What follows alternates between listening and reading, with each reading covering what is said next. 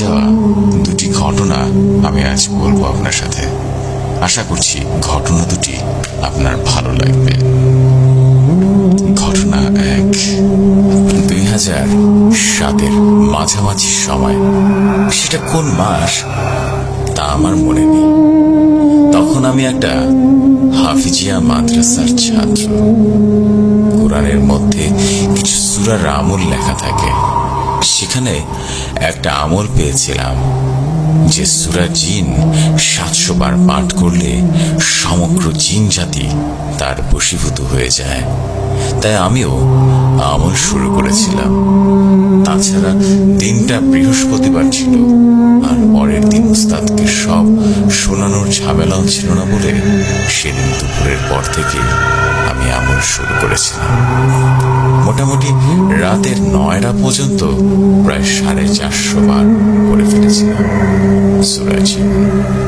বাড়ি ফেরার সময় আমার কোরআন শরীফটা বুকে নিয়ে আরেক হাতে তসবিহ নিয়ে সূরাটা পড়তে পড়তে বাড়ির কাছে চলে আসছি। এমন সময় আমার চেয়েও প্রায় 3 গুণ লম্বা একটা লোকের মুখোমুখি হয়েছিলাম আমি। লোকটা আমার তসবিহ ধরা হাতটা চেপে ধরে প্রশ্ন করেছিল, তুই কি পড়তেছস? বলে রাখা ভালো, লোকটার গায়ে এমন একটা পোশাক ছিল যে পোশাকটা আমি কোনোদিন কোনো মানুষকে পরতে দেখি নাই।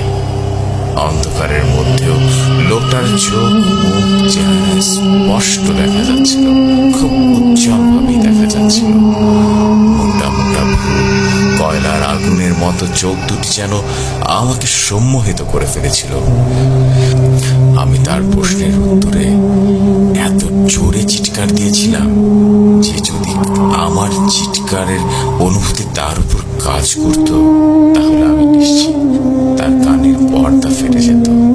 আমি চিৎকার করার পর লোকটা আমার হাত ছেড়ে দিয়ে বলেছিল, যা, চলে যা এখান থেকে, আর কোনোদিন এসব পড়বি না। ছাড়া পাওয়া মাত্র আমি এক দৌড়ে ঘরের দরজার সামনে গিয়ে পড়ে অজ্ঞান হয়ে যায়। আর অজ্ঞান হওয়ার পূর্ব মুহূর্ত পর্যন্ত কোরআন শরীফটা বুক থেকে ছাড়ি নাই আমি। পরের দিন থেকে আমার এমন জ্বর শুরু হয়েছিল যে 1 মাস পর্যন্ত ভুগেছিলাম আমি জ্বরে। এরপরে আমি আবার সুস্থ হয়েছি। এই ছিল আমার প্রথম ঘটনা। এবার আসবো দ্বিতীয় ঘটনায়। উপরোক্ত ঘটনার সময় আমার বয়স ছিল মাত্র 12 বছর। তারও প্রায় 3 বছর পর একটা ছাত্র একা এসে আমার মাদ্রাসায় ভর্তি হয়েছিল। তার নাম মুক্তার। দেখতে আমাদের বয়সী ছিল। সে আসার পর থেকে তার আচরণে অদ্ভুত কিছু ব্যাপার আমরা লক্ষ্য করি। সে তেমন কারো সাথে মিশত না, আর সব সময় একা একা থাকত। আমাদের খাওয়ার সময় সে কোথায় যেন চলে যেত। জিজ্ঞেস করলে বলতো, আমি বাহিরে খেয়েছি, এখানকার খাবার আমার ভালো লাগে না। এমন আর কিছু আজব ব্যাপার ছিল তার চরিত্রে। যাই হোক, এবার মূল ব্যাপারে আসি। আমাদের ওস্তাদের কঠোর নির্দেশ ছিল রাত 11টার পর কারো টয়লেটে যাওয়ার দরকার হলে সে যেন একা না যায়। প্রয়োজনে অন্য কোনো ছাত্রকে যেন অবশ্যই সাথে নিয়ে যায়। একদিন রাত 12টার দিকে আমার এক বন্ধু আওলাদ হোসেনকে নিয়ে টয়লেটে গেলাম। গিয়ে তো দুজনের চক্ষু ছানা বড়া হয়ে গেল।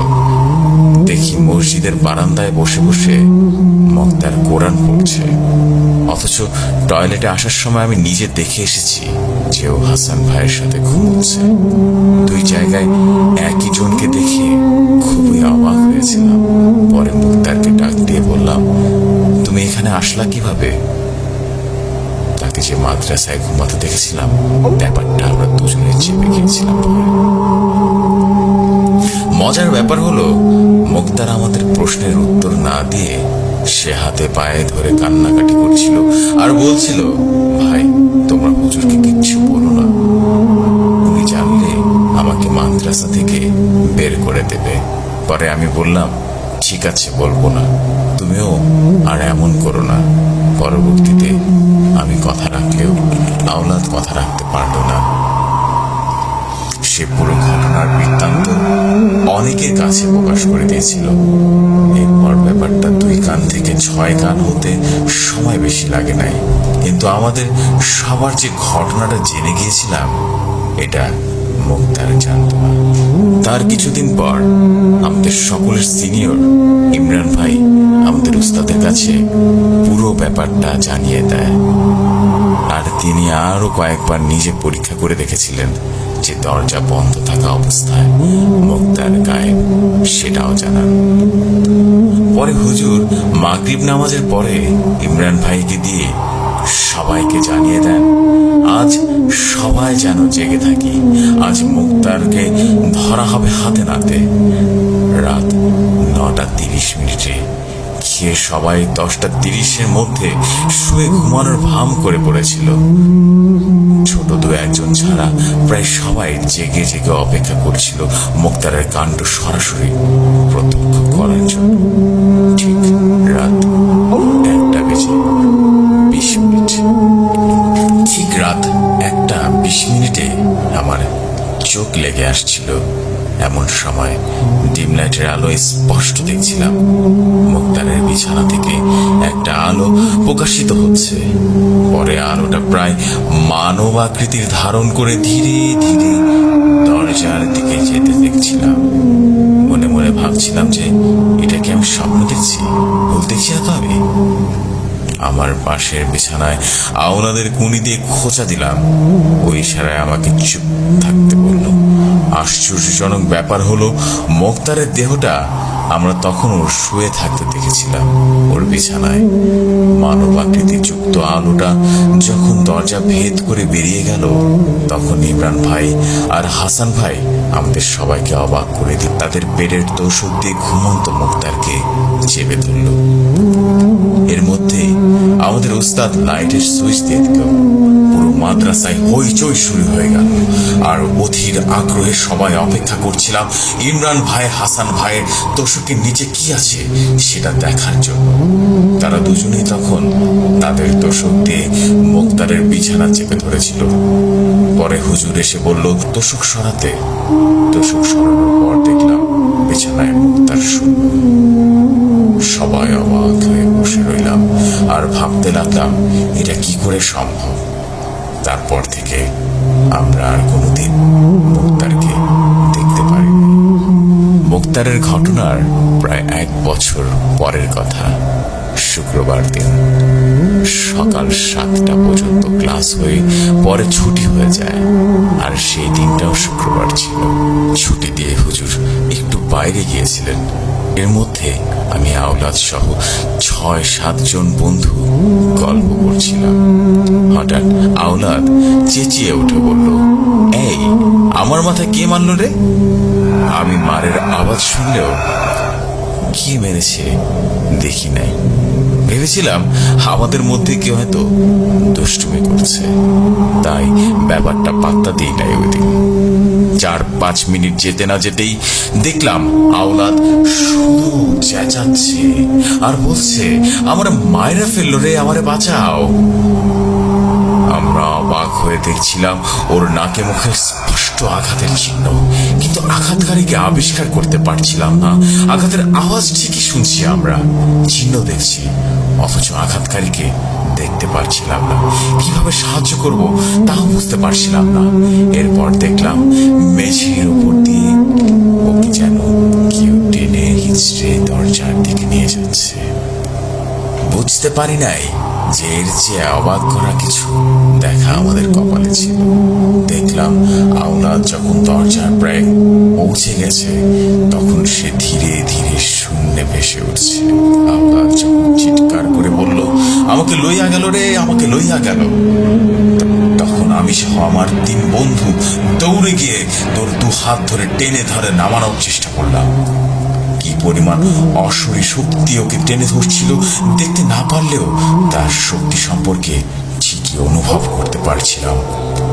এর মধ্যে হুজুর এসে এই ঘটনাটি দেখে রীতিমতো অবাক হয়ে গেল।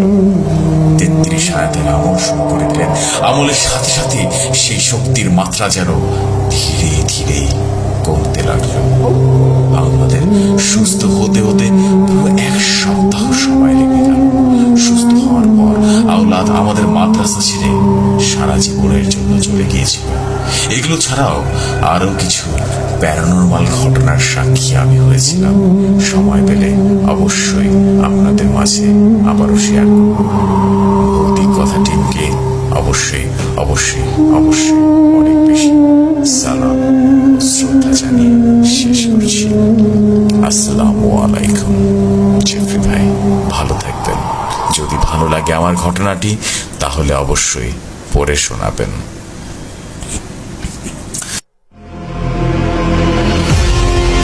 ওয়ালাইকুম আসসালাম। আপনার ঘটনাটি চমৎকার লেগেছে এবং সত্যি অনেক ভালো লেগেছে। এরকম ঘটনাই তো আমরা চাই।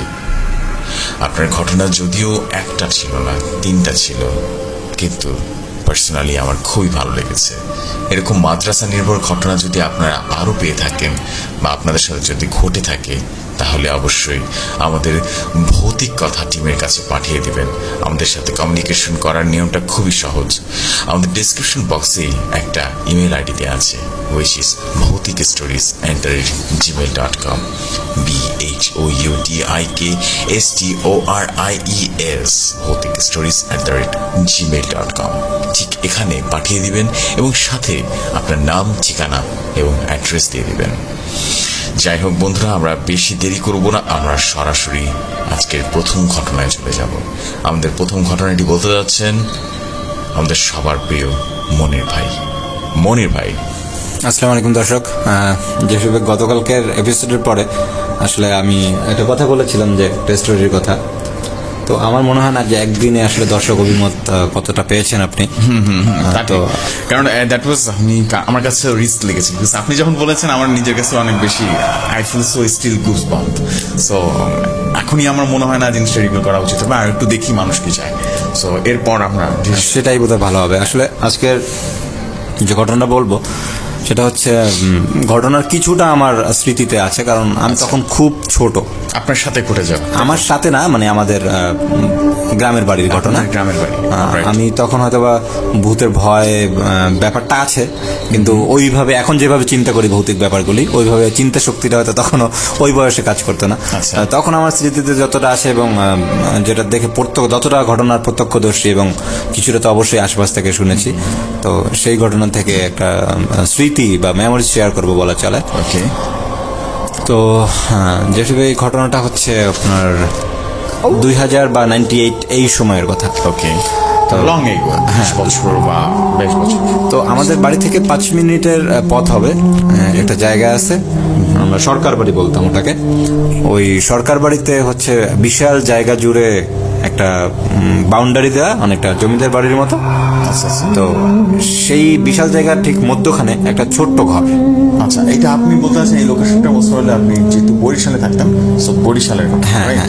ওকে, যাই। ওকে, তো ছোট একটা ঘর, ওই ছোট ঘরে 2জন লোক বসবাস করতো। তখনও ওই বয়সে আমরা আসলে জানতাম না ওনাদের সম্পর্কটা কি ছিল। দুজনে একদম থুরথুরে বুড়ো। আচ্ছা।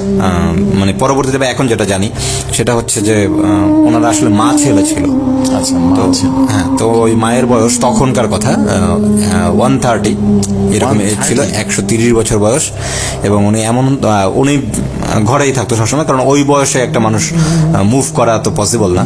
হ্যাঁ, একদম গুজো হয়েছিল।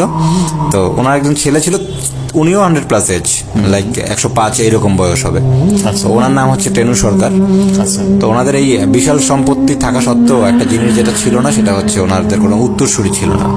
হ্যাঁ, অর্থাৎ টেনু সরকার অবিবাহিত ছিল, তা এবং মা এবং ছেলে দুজনেই ওই ঘরে বসবাস করতো। তো আশেপাশে ওইরকম কোনো প্রতিবেশীরাও থাকতো না কোনো। তো ওনাদের ঠিক কাছাকাছি, অর্থাৎ ওনাদের জমির কাছাকাছি একটা ফ্যামিলি ছিল, ওনার নাম হচ্ছে খোরশেদ আলম। তো উনি হচ্ছে যে একটু কাছাকাছি প্রতিবেশী হিসাবে বলি, বা ওনার হয়তো বা একটা গোপন ইচ্ছা ছিল যে ওনাদের এজ যেহেতু 100-র উপরে, হয়তো স্বাভাবিকভাবে আমরা ধরেই নেই 100 পার হয়ে গেলে যে যতই মানুষ সুস্থ থাকুক যে বেশি দিন আর বাঁচবে না।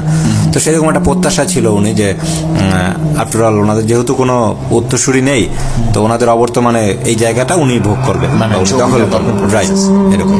তো এরকম একটা প্ল্যানিং থাকে, উনি একটু কেয়ার করতেন নিজে থেকেই। তো দেখা গেছে তার ঠিক 2 বছর পর, 2002-এর দিকের ঘটনা। তখন হচ্ছে যে হুট করে হচ্ছে ওনার মা, টেনিস সরকারের মা ঘরেই আছে। তো সকালবেলা হচ্ছে যে উনি গেল, যে দেখলো যে পড়ে আছে ফ্লোরে টেনিস সরকার। অর্থাৎ ওনার মা তো উঠতে পারে না, খাট থেকে নামতে পারে না। আচ্ছা। তো ওনার আর কিছু করার ছিল না, মানে ছেলের কাছে গিয়ে যে দেখবে এরকম অবস্থা ছিল। একেবারে থুরথুরে পুরো। হ্যাঁ, থুরথুরে পুরো। তখন উনি বুঝতে পারলো যে টেনিস সরকার মারা গেছে। যদিও এই ঘটনার পিছনে অনেক রটনা আছে, যে তাকে হয়তো কোনোভাবে হত্যা করা হয়েছে শ্বাসরুদ্ধ করে। জমির অনেকে এই জমিটার প্রতি বা ওনাদের এই জায়গার প্রতি লোভ ছিল। তবে আমরা যদি স্বাভাবিক মৃত্যু ধরি, সেই হিসাবে ধরি, টেনিস সরকার মারা যাওয়ার পরে হচ্ছে যে এখন তার ওই বুড়িকে, অর্থাৎ টেনিস সরকারের আম্মাকে দেখার মতো কিন্তু আর কেউ নাই ওই অবস্থায়। তখন হচ্ছে যে অনেকেই দায়িত্ব নিতে চাইলো, কারণ ওই জমিটার প্রতি অনেকেরই লোভ। এমনকি আমাদের এলাকার একজন চেয়ারম্যান ছিল আবুল হোসেন, উনি নিজেও চাইলো দায়িত্ব নিতে। তো এই ঘটনার পরে দেখা গেছে যে ওনাদের কোনো একটা রিলেটিভ ছিল, তো সেই রিলেটিভসের কথা জানতো খুরশিদ আলম, কিছুটা জানতো। তো চিঠির মাধ্যমে ওনাকে জানানো হলে দেখা গেছে যে প্রায় 2 মাস পর ওনাদের এক রিলেটিভস ইন্ডিয়া থেকে আসে এবং হচ্ছে ওই মহিলাকে, টেনু সরকার আমাকে নিয়ে যায়। এখানে একটু বলে রাখি যে ভাই, ওই টেনু সরকার যখন মারা যায় তখন হচ্ছে বাংলা মাসের হিসেবে পৌষ মাস। পৌষ মাসের হয়তো শেষের দিকের ঘটনা। তো ওনাকে যখন শেষ বিকেলের দিকে পোড়ানো হয়, অর্থাৎ উনি তো হিন্দু ছিল। হ্যাঁ, হিন্দু ছিল। তো ওনাদের, আমাদের যেমন পারিবারিক একটা কবরস্থান থাকে, তো হিন্দুদের একটা নির্দিষ্ট চিতা খোলা বা শ্মশান থাকলেও ওনাকে সেই শ্মশানে নিয়ে যাওয়া হয় না। অর্থাৎ ওনাদের ওই পারিবারিক যে একটা জায়গা আছে ওই বাউন্ডারির মধ্যেই, যেখানে হচ্ছে যে পোড়ানো হইতো, তো ওইখানেই পোড়ানোর বন্দোবস্ত করা হয়। এবং পোড়ানোর হয়তো শুরু হয়েছে 2-4 মিনিট, ঠিক সেই মুহূর্তে বৃষ্টি শুরু হয়, প্রচন্ড বৃষ্টি শুরু হয়। এবং দেখা গেছে যে পুরোটা আসলে পুরো শরীরটা দাহ হয় না। তো পরবর্তীতে ওনাদের নাকি নিয়ম আছে যে এক শরীরে 2 বার দাহ করা যায় না, হ্যাঁ, দাহ করতে হয় না। তখন হচ্ছে যে ওই যে আম গাছ বা চন্দন কাঠ এইগুলি সহ ওনাকে, ওনার যে অর্ধদগ্ধ যে শরীর সেটা সহ ওখানে মাটি চাপা দেওয়া হয়।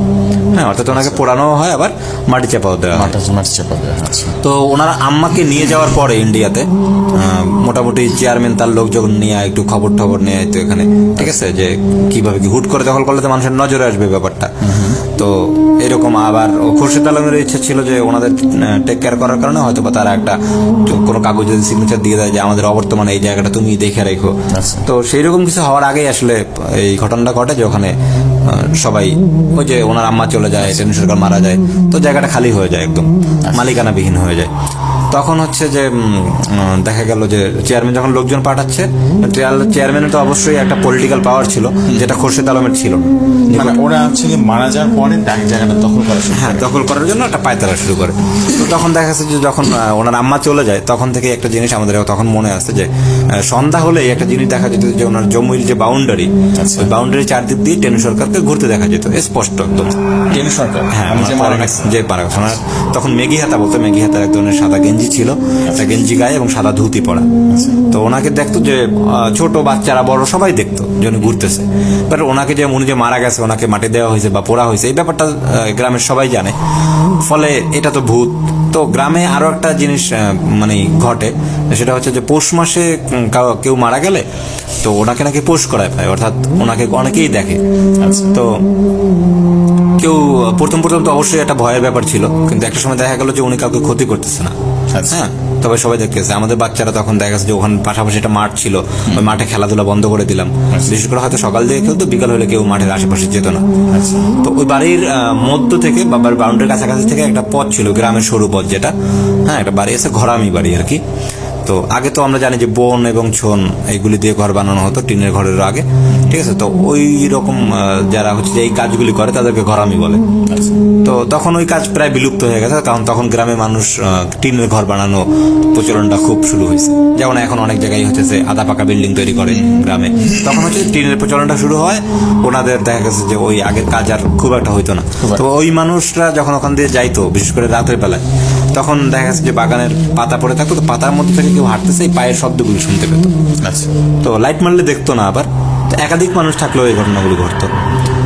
মানে সবাই মোটামুটি দেখতো একটা মানুষ হেঁটে যাচ্ছে। হ্যাঁ, তো চেয়ারম্যান তাদের হচ্ছে কিছু লোকজন পাঠাই উনি চেষ্টা করতেছিল যে আস্তে আস্তে ওইখানে একটা মানে অফিস বলি বা একটা ঘর বলি কিছু একটা নির্মাণ করা, অর্থাৎ ওখানে উনি কাউকে হয়তো বা টেক কেয়ার করার জন্য একজন দায়িত্বে রাখবে, এবং যখন ব্যাপারটা গ্রামের মানুষের গা সাওয়া হয়ে যাবে, হ্যাঁ মানে হুট করে এখানে কিন্তু উঠে গেলে দখল হয়েছে ব্যাপারটা যে কেউ বুঝতে পারবে। হ্যাঁ, তো আপাতত এই জায়গাটা রক্ষণাবেক্ষণের জন্য উনি বুঝাইতেছিল এলাকার চেয়ারম্যান হিসেবে ওনার একটা দায়িত্ব আছে, একটা জমি পড়ে থাকবে, সেই টেক কেয়ারের দায়িত্ব থেকে হইতেছে ওখানে একটা সে ঘর তোলা শুরু করার জন্য পায়তারা শুরু করে যে এই জমিটা ওনার কোনো উত্তরসূরি যদি ইন্ডিয়া থেকে আসে তাদেরকে আমরা বুঝাই দেবো। আলটিমেটলি উনি জানতো যে এরকম কেউই আসবে না, আর যদিও আসে সেটা সে সিস্টেম করে ফেলতে পারবে, কারণ তার সেই পাওয়ার আছে। হ্যাঁ, যে কোনো ভাবে সে হয়তো একটা নকল কাগজ তৈরি করে বলতে পারবে যে উনি তো আমাদের কাছে বিক্রি করে গেছে, আপনার তো আগে খোঁজ নেন না ওনাদের, মানে সে যে কোনো মূল্যে, হ্যাঁ সেটা কিন্তু সে পারবে। তো সেই ভরসা থেকেই সে সেটা শুরু করে। কিন্তু তখনই হচ্ছে যে খোরশেদ আলম যখন দেখলো যে তার এতদিনের একটা আশা, এতদিনের যে একটা প্রত্যাশা ছিল সেটাতে মাটি চাপা পড়তেছে, তখন হচ্ছে উনি একটু ভিন্ন পন্থা অবলম্বন করে।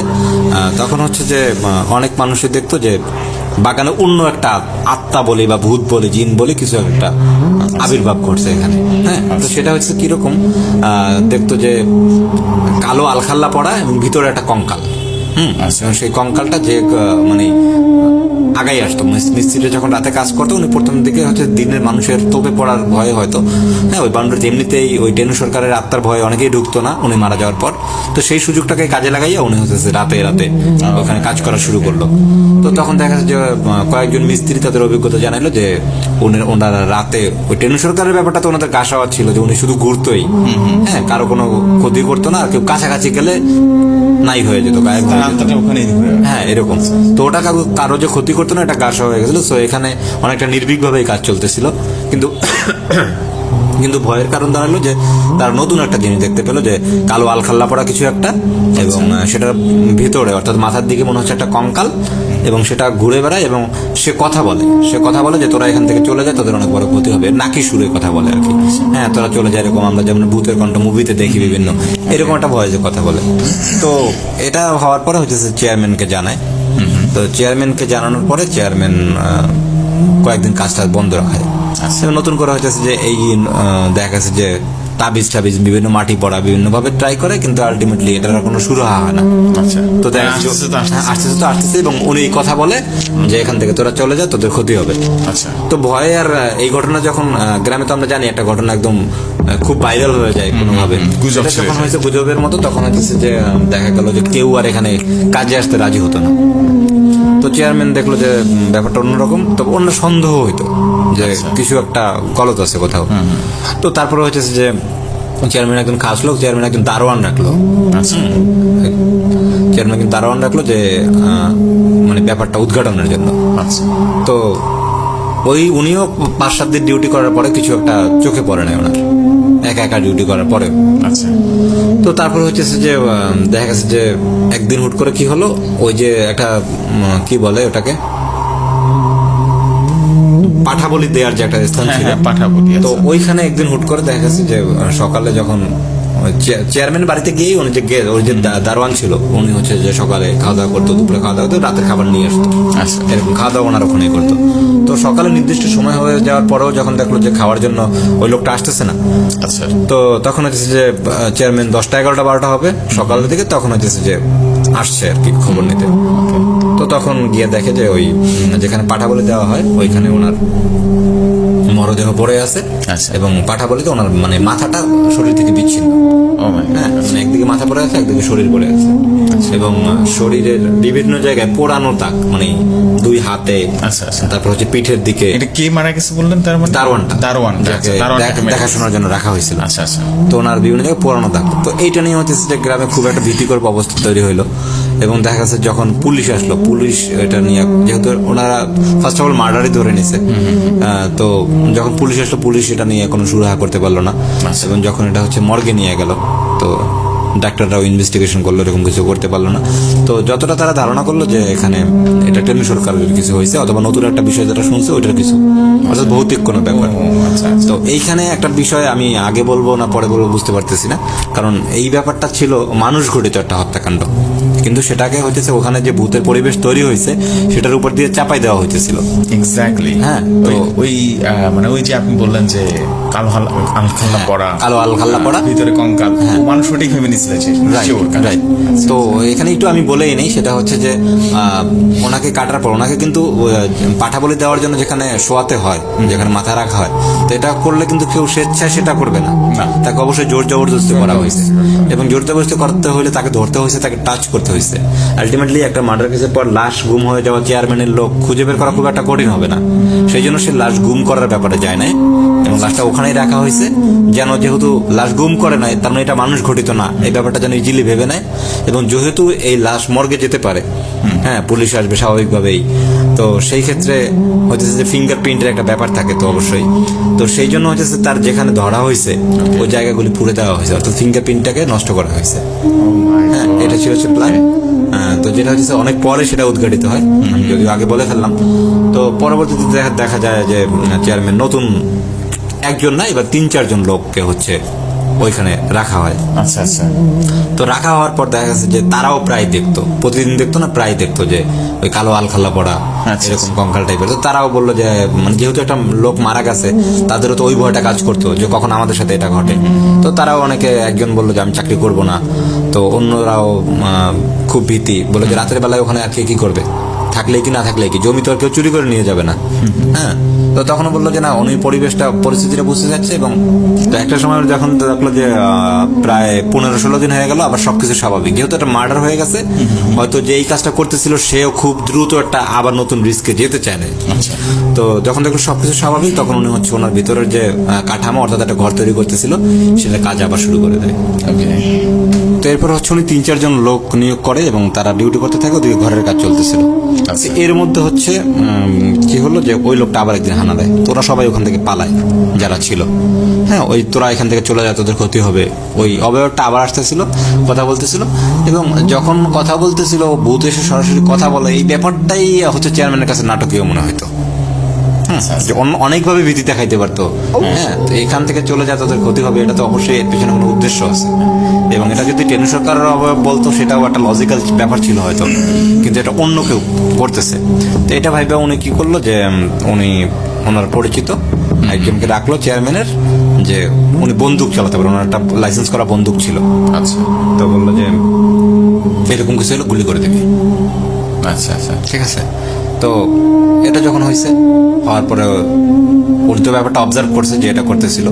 তো অবজার্ভ করার পরে কয়েকদিন খুব একটা ঘটে নাই। তো ওরা রাতে হচ্ছে যে তাস খেলতো, হ্যাঁ, বিড়ি সিগারেট খাইতো, আগুন জ্বালায় মাঝে মধ্যে, যেটা বলে ফায়ার প্লেস তৈরি করে ওখানে সময় কাটাতো, মানে রাত্রে জেগে থাকতো এরকম। তো তখন শীতের একটা সময় এরকম ওরা আড্ডা দিচ্ছিল, তাস খেলতেছিল, হঠাৎ ওইটা আসছে যে তোরা এখান থেকে চলে যা, এবং বলতেছে, এবং এক পায়ে আগাইতেছে। তো তখন একটু সবাই ভীতি হইতেছে, তো ভয় এবং এটা থেকে বাঁচার জন্য সবকিছু মিলেই হইতেছে যে উনি কয়েকটা গুলি করে। কিন্তু গুলি করতেছে, গুলির মতো গুলি হচ্ছে, বিকট শব্দ হচ্ছে, হ্যাঁ, আশেপাশের মানুষজন কি ব্যাপার, ওই বাগানে গোলাগুলি হচ্ছে, এরকম শব্দ শুনতে পাইতেছে। কিন্তু ওইখানে পরিস্থিতিটা হচ্ছে যে ওই অবয়ব যেটা দেখতেছে সে ঠিকই ওদের দিকে আগাইতেছে এবং তার কথা সে বলতেছেই, তোরা এখান থেকে চলে যাচ্ছে। এটা হওয়ার পরে কি হলো যে ওরা ওদিনের মতো ওখান থেকে চলে আসছে। চলে আসার পর যখন জানাইছে, তখন চেয়ারম্যান একটু টেনশন যে তার মানে আসলে কিছু একটা আছে, গুলি করতেছে হইতেছে না। হ্যাঁ, তখন কিছু উনি একজন ওজা নিয়ে আসছে কোথা থেকে, ওজা নিয়ে আসছে, এবং সেই ওজাও পরের দিন ট্রাই করছে তার মতো, গুলিয়া করে না, ওই ধুলো পড়া নাকি বলে, সেটা দিয়ে আসতেছে, দিতেছে, কিন্তু কোনো কাজ হচ্ছে না। তো তখন ব্যাপারটা উনি খুব সিরিয়াস নিয়েছে যে মারাত্মক কিছু হবে অবশ্যই। তো তখন চেয়ারম্যান নিজেও ভাবলো যে ট্রাই করবে, নিজেও যাবে। আসলে ঘটনাটা কি, ওখানে কিছু হচ্ছে, ওদেরকে কনভিন্স করে ফেলতেছে। এটা ভেবে একদিন চেয়ারম্যান নিজেই ওনাদের সাথে থাকে, রাত্র 1টা, 1:30, 2টা পর্যন্ত আড্ডা দেয়। প্রথম দিন দেয় না, পরপর 3-4 দিন। তো চতুর্থ দিন ও আবার আসে, ওই আত্মাটা আবার আসে, আত্মাটা বলতে অবয়বটা আবার আসে। তো এবার হচ্ছে যে ওরা যে ফায়ার প্লেস জ্বালাইছিল, তো চেয়ারম্যান ও বলতে বলতে আসতেছে, সবাই একটু হরচকাই গেছে যে বলতেছে ওই যে আসছে। চেয়ারম্যান জাস্ট সবাই বলতেছে চুপ, আসুক, কত আসতে পারে ও কাছাকাছি, এরকম। তো মোটামুটি একদম কাছাকাছি চলে আসে এবং কথা বলতেছে। তখন হচ্ছে যে চেয়ারম্যান ওই কথাগুলো ভাবতেছে যে এর আগে তারা গুলি করা হয়েছে, বাট তখনও তাদের কিছু হয় নাই। তো পরে চেয়ারম্যান ওখান থেকে একটা হচ্ছে যে লাকড়ি জ্বলতেছিল, ওই লাকড়ি একটা নিয়ে বলছে আয়। তো তখনও আস্তে আস্তে পিছু হটতেছে, ঠিক আছে, আস্তে আস্তে পিছু হটতেছে এবং হতে হতে চলে গেছে। তো চলে গেছে ওদিনকার মতো। তো তখনও একটা লজিক্যাল ব্যাপার কাজ করতেছিল যে আমরা জানি যে এই সমস্ত ব্যাপারগুলিতে তারা হচ্ছে আগুন ভয় পায়। আচ্ছা। কিন্তু কথা হচ্ছে সে কিন্তু এতদিন আগুনের দিকে আগে আসতেছিল, কিন্তু যখন আগুন তার দিকে ধরা হইলো তখন সে আস্তে আস্তে সরে গেছে। আচ্ছা। তো এরকম। তো তখন ব্যাপারটা কি হয়েছে যে ওনার ছেলে, চেয়ারম্যানের ছেলে, আচ্ছা। ওর বয়স তখন 25-26 হবে। তো ও একটা ব্যাপার ছিল, ও হচ্ছে পাখি মারতো, পাখি মারার ওর শখ ছিল। হ্যাঁ, তো ও পাখি টাকি মারতো, গুলতে চিনি তো আমরা নিশ্চয়ই, গুলটি। হ্যাঁ গুলটি দিয়ে পাখি মারতো। তো ও বলতেছে যেহেতু এখানে একটা বাগান, ওখানে ভালো বাগান, তো ওরা মোটামুটি দুপুরে লাঞ্চের পরে 3টা-4টার দিকে চলে গেছে যে বাগানটা একটু ঘুরে ঘুরে দেখবে, রাতে থাকবে হয়তো 8টা 9টা 10টা পর্যন্ত থাকবে, হ্যাঁ এরকম। তো হচ্ছে যে ওই পাখি মারার জন্য গলতিটা সাথে নিছে। তো অনেক ঘন বাগান, অনেক পাখি টাকি পাওয়া যাবে। তো হচ্ছে সারা বিকাল এইভাবে কাটায় এবং সন্ধ্যার পরে হচ্ছে ওদের সাথে আড্ডা দিয়েছিল এবং রাতে একটা সময় মনে করে আজকে থেকে যাবে, আচ্ছা। ওদের সাথে রাতটা কাটাই একটু। ওই এজে যেটা হয় যে সবকিছু নিয়ে একটু এক্সপিরিয়েন্স করতে চাই, এক্সপেরিমেন্ট করতে চাই, তো সেটা থেকে যায়। তো পরবর্তীতে ওই রাত্রে ওইটা আসে। আচ্ছা। আচ্ছা। আসার পরে রাত্রে হয়তো 2টা-3টা, তখন হচ্ছে ছিল ওরা ওদিন ফায়ার প্লেসটা তৈরি করে নেয়, ওরা তাবু খাটাইছিল, ওই তাবুর ভিতরে ছিল। তো তখন যেটা হলো যে হঠাৎ করে আসছে, সবাই হুড়মুড়াই বুঝছে যে ওই যে আসছে, আজকে তো আগুন জ্বালে নেয় এবং অন্য কিছুতে কাজ হয় না সেটা ওরা ভালো করে জানে এবং ওরা ধরে নিছে যে আজকে শেষ ওরা, এরকম। তো এটা ধরার পরে এখন ও কি করবে, তখন হঠাৎ করে হচ্ছে যে যখন চলে এসেছে চেয়ারম্যানের ছেলে উঠে গেছে, রাব্বি ওর নাম, ও হচ্ছে গুলতিটা হাতে নিয়েছে। তো গুলতি হাতে নিয়ে কি পারবে, তাড়াহুড়া ওদের দিকে আগাই আসতেছে, এমন একটা মোমেন্ট মানে কি পাথরের টুকরা বা মানে কোন একটা ইটের টুকরা কিছু একটা নিবে, ও খুঁজে পাচ্ছে না কিছু, যে গুলতিতে কিছু একটা নিয়ে মারবে, মানে কি করে বুঝতে পারতেছে না। তো আলটিমেটলি ও যখন ই করবে, হঠাৎ করে ও কি করে ওর মানি ব্যাগ থেকে কি স্বর্ণ মানি ব্যাগ থেকে একটা কয়েন নেয়। হ্যাঁ, তখন 1 টাকার কয়েন আছে, তো একটা 1 টাকার কয়েন নিয়ে কয়েনটা দিয়ে হচ্ছে ওইটা দেখে মারে কেন জানো। এবং কয়েনটা যখন ওটা থেকে মারে তাক করে এবং কয়েনটা ওটার গায়ে লাগা পরে মা বলে এটা চিৎকার করে, ওটা ও মা, আমরা ব্যথা পেলে এরকম বলি না, এরকম একটা চিৎকার করে এবং দৌড় দেয়। আচ্ছা। দৌড় দেওয়ার সময় হইতেছে যে কেন যেন মনে হয় যে এটা ভূত। দৌড়টা মানে একটা জিনিস আছে না যে ভূত তো ধীরে ধীরে সরে যায় বা গায়েব হয়ে যায়, কিন্তু এটা সেরকম ছিল না, দৌড় দিয়ে জঙ্গলের ভিতরে ঢুকে যায় কোথাও একটা। আচ্ছা, মনে হচ্ছে মানুষ দৌড়ায় চলে গেল। হ্যাঁ, মানুষ দূরে চলে গেল এরকম। তো পরবর্তীতে ও হচ্ছে পরের দিন ওর আব্বার সাথে এই ব্যাপারটা শেয়ার করে। হ্যাঁ, তখন আব্বা দৌড়টা নাই, কারণ সব রকম ব্যাপারে তো সে চেষ্টা করছে এবং সে দিনে আসো কোন জায়গায় করছে, কোথায় দৌড় দিছে। হ্যাঁ, তো এটা করতে দিয়ে দেখা যাচ্ছে যে ও যেখানে দাঁড়ানো ছিল ওই অবয়বটা, ঠিক সেইখানে ওরা খুঁজতেছিল কিছু যে কিছু একটা নমুনা তো থাকবে, খুঁজতেছে হঠাৎ ওই কয়েনটা যেটা মারা হয়েছিল সেই কয়েনটা পড়ে আছে এবং কয়েনটাতে হচ্ছে যে একটা সাইড লাল, মানে রক্ত লেগে আছে। আচ্ছা। তো তখন একটু বুঝেছে যে এটা কেউ একটা এখানে কিছু একটা করতেছে। বাট কোশ্চেন হচ্ছে তাকে তো গুলি করা হয়েছিল, গুলিগুলো লাগলো। হ্যাঁ, সেটা বলতেছি। তো এটা যখন হয়েছে তখন হচ্ছে চেয়ারম্যান ওদিন আবার থাকার সিদ্ধান্ত নেয়। এবং দেখা যাচ্ছে যে 2-3 দিন আবার আসে না আসার পরে তো ওনরা বুঝতে পারতেছে না যে এখানে সমস্যাটা কি। সেই কোশ্চেনটা চেয়ারম্যানের মনে হয় যে যাকে বন্দুক দিয়ে সাহায্য করা গেল না, হ্যাঁ, সে আগুনে ওদিন দেখে আগুন ভয় পাইলো, সেটাও ব্যাপার বললাম। কিন্তু একটা কয়েন মারায় সে চিৎকার করে পালাইলো, ভূত চিৎকার করে পালাবে, এই ব্যাপারটা তার কাছে অন্যরকম লাগে। তো তখন হচ্ছে যে উনি এরকম থাকায় কয়েকদিন হচ্ছে ওনরা ওদিন করে 2জন লোক ভিতরে রাখে আর হচ্ছে কয়েকজন আশেপাশে লুকাই থাকে, বাউন্ডারির বাইরে থাকে। তো ওই দিন যখন আবার আসার পরে ওরা হচ্ছে যে লাঠি নেয়, ভূত আজকে পিটাবে এরকম একটা প্রিপারেশন করে লাঠি নেয় এবং পিছন থেকে ওরা কয়েকজন দেয়াল টপকাইয়া মানে যদি দৌড় দেয় তো সেক্ষেত্রে যেন ধরে ফেলতে পারে। এবং ওই দিন রহস্যের উদ্ঘাটন হয় যখন ওরা হচ্ছে লাঠি নেয় এবং তখন ও যখন আবার দৌড় দেওয়ার প্ল্যান করে তখন হচ্ছে কয়েকদিন ধরে ফেলে এবং ধরে ফেলে দেখা যায় যে একটা মাস্ক পরা লোক, সেটা হচ্ছে যে ওই যে খোরশেদ আলম যে ঘটনার শুরুতে ছিল, সেই ছিল। তো এইখানে আপনার এবং আমার যদি বা অডিয়েন্সের যদি প্রশ্ন থাকে যে কেন বন্দুকের গুলি করা এদিন কিছু হয়েছিল না, তো আসলে ওই দিন যাকে বন্দুকের গুলি করার জন্য রাখা হয় তো সে হচ্ছে বিকেলবেলা সে আগে থেকে ওই যে হত্যা করা হয়েছিল এই ব্যাপারগুলি বা ওনার সাথে মানে প্রত্যেকে কিন্তু পাপের একটা সাক্ষী রাখে। তো এই ব্যাপারগুলি হচ্ছে যে কোনো না কোনো কারণে ওই লোকের সাথে একটা সখ্যতা ছিল ওই বন্দুক ম্যানের সাথে। তো কোনো কারণে সেও চাইতো যে জবিটা ই করবে চেয়ারম্যান রে, হ্যাঁ, মানে চেয়ারম্যানের কাছের একজন লোক সে মূলত হাত করতে চাইছিল, যে কোনো কিছু লোভ দেখাই হোক, টাকা পয়সা দিয়ে হোক, যে কোনো ভাবে হোক। তো সেই লোভেই হচ্ছে গিয়া হচ্ছে খোরশেদ আলমকে সে শেয়ার করে যে এই জন্য রাখা হয়েছে তাকে। তো আমার তো একটা কৈফিয়ত দিতে হবে ভাই, আমি কি করবো, আমার সাথে তো লোকজনও থাকবে, আমি তো ভাগ করে দিতে পারবো না। আপনি বেটার হয় আমাদের এই কদিন রাখবে, সে কদিন আপনি চাইয়েন না। তো ওনাকে জানাই যে ভাই আমি যদি ওখানে থাকি তো আমাকে তো একটা দায়িত্ব দেওয়া হয়েছে এবং আমার সাথে ওনার আরো লোকজন থাকবে, তো আসলে আমার কিছু করার থাকবে না। তো বেটার হয় আমি যে কদিন আসি আপনি ওই কদিন যাইয়েন না, আমি আপনাকে জানাবো আগে থেকেই। তো চেয়ারম্যান এই জন্য প্রথম 2 দিন যায় নাই, দুঃখিত, খুরশিদ আলম এই জন্য প্রথম 2-3 দিন যায় নাই। তো পরবর্তীতে ওনার কাছে মনে হলো যে এতে চেয়ারম্যানের সন্দেহ আরো বাড়বে। তো ওনার সাথে বলা হলো যে সমস্যা নেই, আমি যাবো, বাট তুমি মিস ফেয়ার করবা, মানে হচ্ছে যে আশেপাশে দিয়ে গুলি করবা। আচ্ছা। হ্যাঁ, ফাঁকা আওয়াজ যেটাকে বলে। আমি যতটা দূরে থাকবো ওরা বুঝতে পারবে না। হ্যাঁ, কিন্তু যদি সেইটা হয় এবং ততক্ষণে আমি না ওখান থেকে আমার কিছু না হয় এবং আমি সামনে আসি, তো পরবর্তীতে ওদের কাছে ব্যাপারটা মানে ভৌতিক ব্যাপারটা আরো গ্রহণযোগ্য বা বিশ্বাসযোগ্য হবে। বিশ্বাসযোগ্য হবে।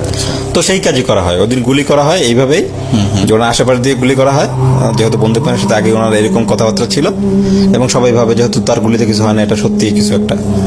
হ্যাঁ, এবং পরবর্তীতে চেয়ারম্যানের ছেলে তো তার মতো করে হচ্ছে যে নর্মাল কয়েনে একটা যেটাতে আহত হয়। তো এইটা যখন হয় তখন দেখা গেছে যে এটা হচ্ছে বাধ্য হয়ে যখন ওদিন গুলি করলো কিছু করা হইলো না, আচ্ছা। এটা নিয়ে যখন জিজ্ঞাসাবাদ করা হয় এবং খুব চেয়ারম্যান তো জানেন নর্মালি পুলিশের চেয়েও খারাপ জিনিস, সবকিছু মিলে হচ্ছে যে ওই বলতে তখন বাধ্য হয়। আচ্ছা। তো তখন হচ্ছে ওনার চাকরি চলে যায় এবং পুলিশে দিয়ে দেয় ওনার যে বন্দুকমান ছিল তাকে। তো তাকে পুলিশে দিয়ে দেয় এবং কাউকে বিষয়টা ওনারা এইভাবে জানায় না যে কি হয়েছে না হয়েছে, তখনও জানে না, এটা আর অনেক পরে ফাঁস হয় যে কি হয়েছে ভিতরে। আচ্ছা। তাতে হইতেছে যে অনেকেই ধারণা করতে পারে যে খুরশিদ আলমকে সরাই দিয়ে হয়তো চেয়ারম্যান নিজেই এখানে দখলদার করতে পারবে। তো এইটা যেন কেউ না ভাবে গ্রামের, তো উনি সেখানে হচ্ছে একটা পলিটিক্যাল বুদ্ধি খাটায় হয়তো, যেটা করা হয় যে কয়েকদিন পরেই ওনাকে ধরে এনে আচ্ছা। ওই খুরশিদ আলমকে ধরে এনে ওই যে পাঠাবলির যে জায়গাটা ছিল ওইখানে ওই যে একটা লোক মারা গেছিল, আমরা শুরুতে শুনছিলাম চেয়ারম্যানের একজন লোক মারা গেছে, আচ্ছা। ওই একইভাবে হত্যা করা হয়। কিভাবে ভাবতে হবে? হ্যাঁ, এবং বিভিন্ন জায়গায় পুড়ে দেওয়া হয় এবং পরবর্তীতে দেখা গেছে যে গ্রামের মানুষ নিয়ে উনি আবার একটা হই হুল্লোড় চলে, আরেকজন মানুষ মারা গেছে। কি মারা গেছে? খুরশিদ আলম মারা গেছে। তো তখন গ্রামের মানুষ জানে এবং গ্রামের মানুষ ধরেই নিয়েছে যে এরকম আগে একটা খুন হয়েছে, তার মানে এখানে আবারও এরকম একটা খুন হয়েছে। অর্থাৎ বাগানের কাছে এবার টোটালি হচ্ছে মানুষ যাওয়া মানুষ বন্ধ তো করে দিল। পুরো ব্যাপারটা জানতো না, আরো বেশি ভয় পেত। হ্যাঁ, আরো বেশি ভয় পেয়ে গেছে, একাধিক করতেছে। হ্যাঁ, এবং তো দেখা গেছে যে ওই জায়গাটা এমন একটা ব্যবহার হয়েছে যে কোনো লোকই যাইতো না, কিন্তু চেয়ারম্যান তো জানে তার একমাত্র যে সমস্যাটা ছিল সেটা সে রিমুভ করে ফেলছে। হ্যাঁ, এবং সে তার মতো। কিন্তু তো ঘটনাটা যদি এইখানে শেষ হয়ে যেত জেফরি ভাই, তাহলে হয়তো মানে আজকে ভৌতিক কথায় এইটা উপস্থাপনের মতো ব্যাপার থাকতো না, কারণ ব্যাপারটা ভৌতিক এতক্ষণ যেটা শুনলাম যে ভৌতিকতা আসলে ওইরকম নাই, Mysterious একটা ব্যাপার হতো, Mysterious জিজ্ঞেস নাই। করলাম। Okay. কিংবা আমরা হয়তো ওই পর্যন্তই জানতাম। তো কিন্তু এইখান থেকে হচ্ছে মূল ঘটনার শুরু, যদিও ঘটনা শেষের দিকে, কিন্তু আসলে যেটার জন্য এখানে বলা সেই পার্টটা এখান থেকেই শুরু। চেয়ারম্যান যখন ধরেই নিল যে ওনার সব ঝামেলা শেষ এবং উনি এখন হচ্ছে ওনার মতো করে হচ্ছে কাজ শুরু করতেছে, ওকে। ঠিক সেই মুহূর্তে দেখা গেল যে এবার সত্যি সত্যি ভৌতিক ডিস্টার্ব ওখানে শুরু হয়ে গেল।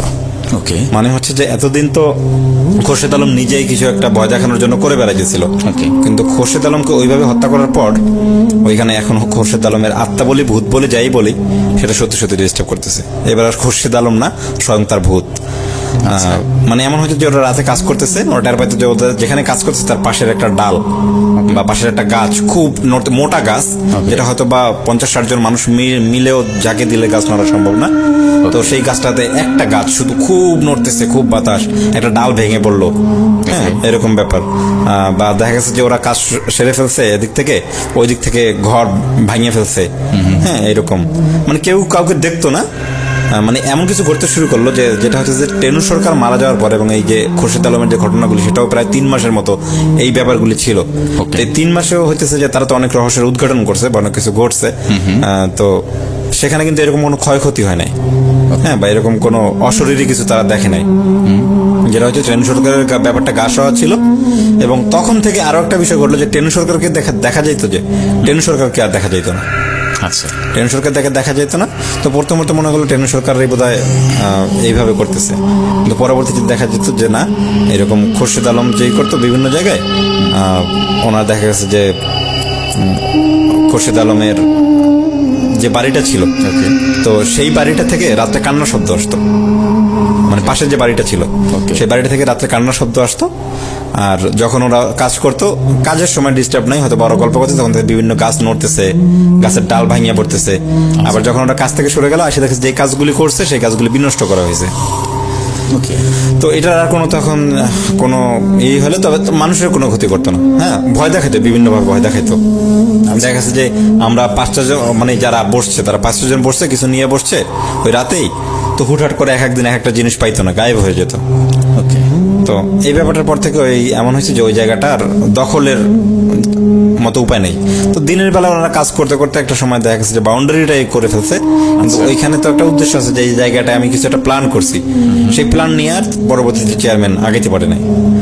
আচ্ছা, তো তারপর দীর্ঘদিন চলে যায়, দেখা গেছে যে ওনারাও হাল ছেড়ে দেয়, তো গভর্নমেন্ট চেঞ্জ হয়, মানুষও যাওয়া আসা বন্ধ করে দেয়। আচ্ছা। তো একটা সময় গভর্নমেন্ট হচ্ছে পুরো টিম নিয়ে যেটা করা হচ্ছে ওইখানের জায়গাটাকে লক করে দেয়।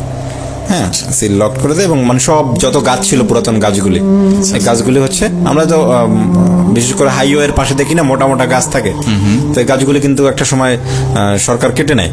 আচ্ছা, হ্যাঁ, হয়তো সেটা বিক্রি করে দেয়, সরকারি ফান্ডে টাকা চলে যায়, কিন্তু আবার নতুন করে বৃক্ষরোপণ করা হয়। তো ওইভাবে হচ্ছে সরকারি ফান্ড থেকে সবগুলি গাছ, একদম পুরাতন যত গাছ ছিল সব গাছগুলি ব্যানিশ করে দেয়, জায়গাটাকে সলিড করে ফেলে। ওকে। এবং বর্তমানে এখন যদি আপনি সেই জায়গাটাতে দেখতে চান বা যেতে চান, তো সেখানে হচ্ছে এখন একটা পুলিশ ফাঁড়ি হয়েছে।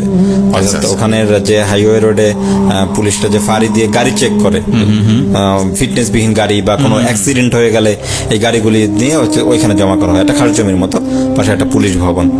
হ্যাঁ, এই সেই জমি যেখানে এত কিছু হয়েছে। হ্যাঁ, এত কিছু হয়েছে। আচ্ছা, আচ্ছা। তো এই যে সরকারি, মানে সরকার যখন উদ্যোগ নেয় এই ব্যাপারটা নিয়ে, যে এই জায়গাটা হচ্ছে কোনো ব্যক্তি মালিকানা যেতে দেবে না, হ্যাঁ, বা ব্যক্তি মালিকানা ভোগ করতে পারবে না, তো সরকার যখন এই উদ্যোগ নেয়, এখন পুলিশ ফাঁড়ি করা হয়, তখন থেকে এইভাবে এইরকম কোনো উপদ্রব মানে আর পাওয়া যায় না। ওইটা আলটিমেটলি দেখা গেল যে মানে গভর্নমেন্টের আন্ডারে চলে যায়। রাইট। ও মাই গড, এই ছিল হচ্ছে প্রথম ঘটনা আজকে। Interesting part, seriously. মানে শেষ পর্যন্ত ওইটা অনেকেই দখল করতে চেয়েছে, বাট হ্যাঁ, কেউ দখল করতে পারে নাই, এবং জিনিসটা পরিত্যক্ত হয়ে গেছে। So good, so good. আমার কাছে খুব ইন্টারেস্টিং লাগছে, বিকজ এই ধরনের গল্পের এন্ডিং গুলো না আমার খুব মানে ভাবায়, অনেক সময় অনেক রকম মানে চিন্তা ভাবনা করে। যাই হোক বন্ধুরা, কেমন লাগলো ঘটনাটি অবশ্যই অবশ্যই অবশ্যই কমেন্ট করে জানাবেন, এবং আমাদের সাথে কমিউনিকেশন করার নিয়মটি আবারও জানিয়ে দিচ্ছি, which is bhautikstories@gmail.com, BHOUTIKSTORIES, bhautikstories@gmail.com। আপনারা চাইলে আমাদের ডিসক্রিপশন বক্স থেকেও আমাদের ইমেল আইডিটি কালেক্ট করতে পারেন। যাই হোক, আপনারা যেটা করবেন, আপনাদের ঘটনা বা আপনাদের সাথে ঘটে যাওয়া এরকম কোনো এক্সপিরিয়েন্স যদি থেকে থাকে, অথবা আপনি কারো কাছ থেকে শুনেছেন, যেভাবে করে মনির ভাই শুনেছেন, এরকম যদি ঘটনা থেকে থাকে, তাহলে অবশ্যই সেটা সুন্দর করে ইমেইলে লিখে পাঠিয়ে দেবেন, সাথে আপনার নাম, ফোন নাম্বার এবং অ্যাড্রেস মেনশন করে দেবেন। আপনাদের ঘটনাটি যদি আমাদের কাছে ইন্টারেস্টিং মনে হয়, তাহলে অবশ্যই আমরা আপনাকে ফোন দিয়ে জানাবো, এবং আমন্ত্রণ জানানো হবে আমাদের স্টুডিওতে আসার জন্য। যদি আসতে পারেন তাহলে তো খুবই ভালো, আর যদি না আসতে পারেন তাহলে অবশ্যই আমরা মেইল পড়ে শোনাবো। যাই হোক, আপনারা চাইলে ভয়েস ক্লিপও পাঠাতে পারেন। সো বন্ধুরা, আমরা আর বেশি কথা বাড়াবো না, আমরা সরাসরি চলে যাব আমাদের এপিসোডের শুরুতে যা বলেছিলাম, আমাদের একটা নতুন সেগমেন্ট আমরা করতে যাচ্ছি, সেটা হলো ফোন কনভারসেশন পর্ব। সো আমরা এই মুহূর্তে ফোন কনভারসেশন পর্বে চলে যাচ্ছি, এবং সবচেয়ে ইন্টারেস্টিং ব্যাপার হচ্ছে, আমরা যে আসিফ ভাইয়ের ঘটনা গত এক এপিসোড আগে বর্ণনা করেছিলাম, উনি একটা ইমেল করেছিলেন, সেই পার্সপেক্টিভ থেকে আমি তার সাথে কথা বলেছি, এবং তিনি আমাকে ছিন্ন বিচ্ছিন্ন প্রায় 3-4টা ঘটনা শেয়ার করেছেন এই কনভারসেশনে। সো আমরা সরাসরি কনভারসেশনে চলে যাব, এবং ঘটনাগুলো তার সাথে কিভাবে হয়েছিল সব বৃত্তান্ত বা ডিটেইলে আমরা শুনে আসি। তাহলে শুরু করা যাক ফোন কনভারসেশন পর্ব। আসিফ ভাই, আপনি কাইন্ডলি আমাকে ঘটনাটি শোনাবেন। আচ্ছা, থ্যাংক ইউ জেফরি ভাই, আপনার প্রোগ্রামগুলো আসলে জোস, আমার কাছে খুব ভালো লাগছে। আর ঘটনাবহুল ব্যাপার স্যাপার তো যার সাথে ঘটে অ্যাকচুয়ালি সেই বুঝতে পারে যে আসলে কতটা ভয়ঙ্কর, কতটা বাজে সিচুয়েশনের ভিতর থেকে মানে যাইতে হয় ওই মুহূর্তে। তো লিসনারদের উদ্দেশ্যে যেটা বলবো যে যদি আপনাদের লাইফেও কখনো এই ধরনের ইনসিডেন্ট ঘটে, তখন আপনি বুঝতে পারবেন আসলে যে কতটা খারাপ সময় যায়। জাস্ট হয়তো বা 10-5-20 মিনিট যাই হোক না কেন, হ্যাঁ, ওই মুহূর্তে সময়টা খুবই বাজে যায়। এক্স্যাক্টলি, মানে ওই জিনিসটা না আসলে এক্সপ্লেইন করা যায় না, এন্ড দ্যাটস ওয়াই জিনিসটা একসময় আনসলভড থেকে যায়, এবং এই জন্য আমরা এটাকে প্যারানরমাল বলি অ্যাকচুয়ালি। Right, exactly.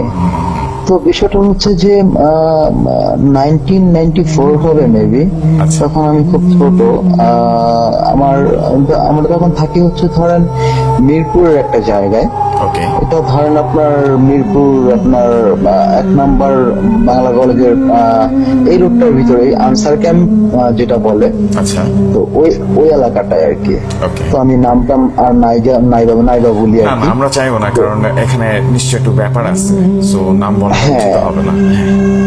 হ্যাঁ সেটাই। তো ওই এলাকায় আমার বেড়ে ওঠা, ছোটবেলা থেকে আমার শৈশব কৈশোর যাই বলি না কেন, Okay. ওখানে আমি ছোট থেকে বড় হয়েছি। তো একদিন আমরা হচ্ছে কি, আমরা একটা বাসায় থাকতাম। সেই বাসাটা ধরেন সেই 1994 সেই সময়টা আসলে হয় কি, আপনার অ্যাভেলেবেল দেখা গেছে আপনার বিল্ডিং ছিল না, হ্যাঁ, আর ধরেন আপনার টিন শেড বাসা ছিল, হ্যাঁ, এমন এমন বাসা ছিল যে ধরেন আপনার উপরে টিন, চারদিকে দেয়াল, ভেতরে সব কিছু। তো আমরা একটা বাসায় ছিলাম, ভাড়া ছিলাম। তো দেখা গেছে আমাদের বাড়িওয়ালা হচ্ছে মোটামুটি আপনার একটা বড় একটা মাঠের ভিতরে সে 2টা বাড়ি করে, টিন শেড বাড়ি যেটা বলে আর কি। তো আমরা থাকতাম পেছনের যে ইয়েটা, ওই সাইডটা থাকতাম, পেছনের সাইডে ছিলাম আমরা আর কি। ওকে, তো বিষয়টা হচ্ছে কি, 2টা বাড়ি করার পরেও আমাদের খেলার জন্য, বাচ্চাদের খেলার জন্য বাড়িওয়ালা একটা স্পেস রেখেছিল, যে স্পেসটা কিনা মোটামুটি অনেক বড়ই বলা চলে। আচ্ছা, হ্যাঁ, তো তখনও তো বাংলাদেশে এই ডেভেলপার্স এগুলো ঢুকে পড়েনি। তো আমরা খেলতাম, আমরা ওইখানে আড্ডা দিতাম বিকেল হলে, পুরা বাড়ির, সামনের বাড়ির, পেছনের বাড়ির সকল ছেলে পেলেরা। আচ্ছা, তো একদিন রাতের বেলা হয়েছিল কি, আম্মু হচ্ছে আপনার ভাপা পিঠা, তারপর হচ্ছে শীত অলমোস্ট, তখন ডিসেম্বর, আচ্ছা, তো অলমোস্ট শীত পড়ে গেছে। তো দেখা গেছে আমাদের পেছনের বাড়িতে দেখা গেছে আপনার কয়টা 7টা-8টা ফ্যামিলি থাকে আর কি, হ্যাঁ, আর সামনের বাড়িতে মোটামুটি এমনই। তো যাই হোক, তো আম্মু পিঠা বানাচ্ছিল, আব্বু দেখা গেছে তখনও ওনার অফিস থেকে ফেরে নাই, অলমোস্ট রাত প্রায় 1টা+ হবে আর কি। আচ্ছা, তো আম্মু তেলের পিঠা আর হচ্ছে আপনার চিতই পিঠা, ভাপা পিঠা এগুলা বানাচ্ছিল। তো আমরা ছিলাম হচ্ছে 3 ভাই। তো আমরা 3 ভাই খুবই ছোট। তো আমি দেখা গেছে, তো আগের আমলের মানুষ তো আমরা হচ্ছে পিঠাবিড়ি বলা চলে আর কি, ভাই বোন। এক্স্যাক্টলি, হ্যাঁ, তো দেখা গেছে আমার বয়স তখন 7 হবে, ছোটটার বয়স হবে 5, তার ছোটটার হবে 3, এরকমই মেবি সামথিং আর কি। আচ্ছা, তো পরে হচ্ছে কি, আমি মোটামুটি যতটুকু আমি ভালো বুঝতাম। তো আম্মু পিঠা বানাচ্ছে, পুরো বাড়ির মানুষ ঘুমায় গেছে। ওই যে বললাম যে আমরা যে জায়গাটা খেলতাম, হ্যাঁ, ওই জায়গাটা থেকে আমাদের হচ্ছে কিচেন রুম, বলে রাখা ভালো, আমরা এই একটা কিচেন আমরা পুরো বাড়ির মানুষ ইউজ করতাম তখনকার প্রেক্ষাপটে আর কি, হ্যাঁ, তখনকার হিসাব নিকাশ অনুযায়ী। ওকে, আর যেহেতু আমার বাবা একটা ছোটখাটো জব করতো, সেই হিসাবে অ্যাবিলিটি অনুযায়ী আমরা থাকতাম ওইভাবে। আচ্ছা, হ্যাঁ, তো দেখা গেছে আপনার তখন হচ্ছে রুম ভাড়া কত ছিল, ধরেন আপনার 1400-1500 টাকা অনলি ছিল আর কি রুম ভাড়া।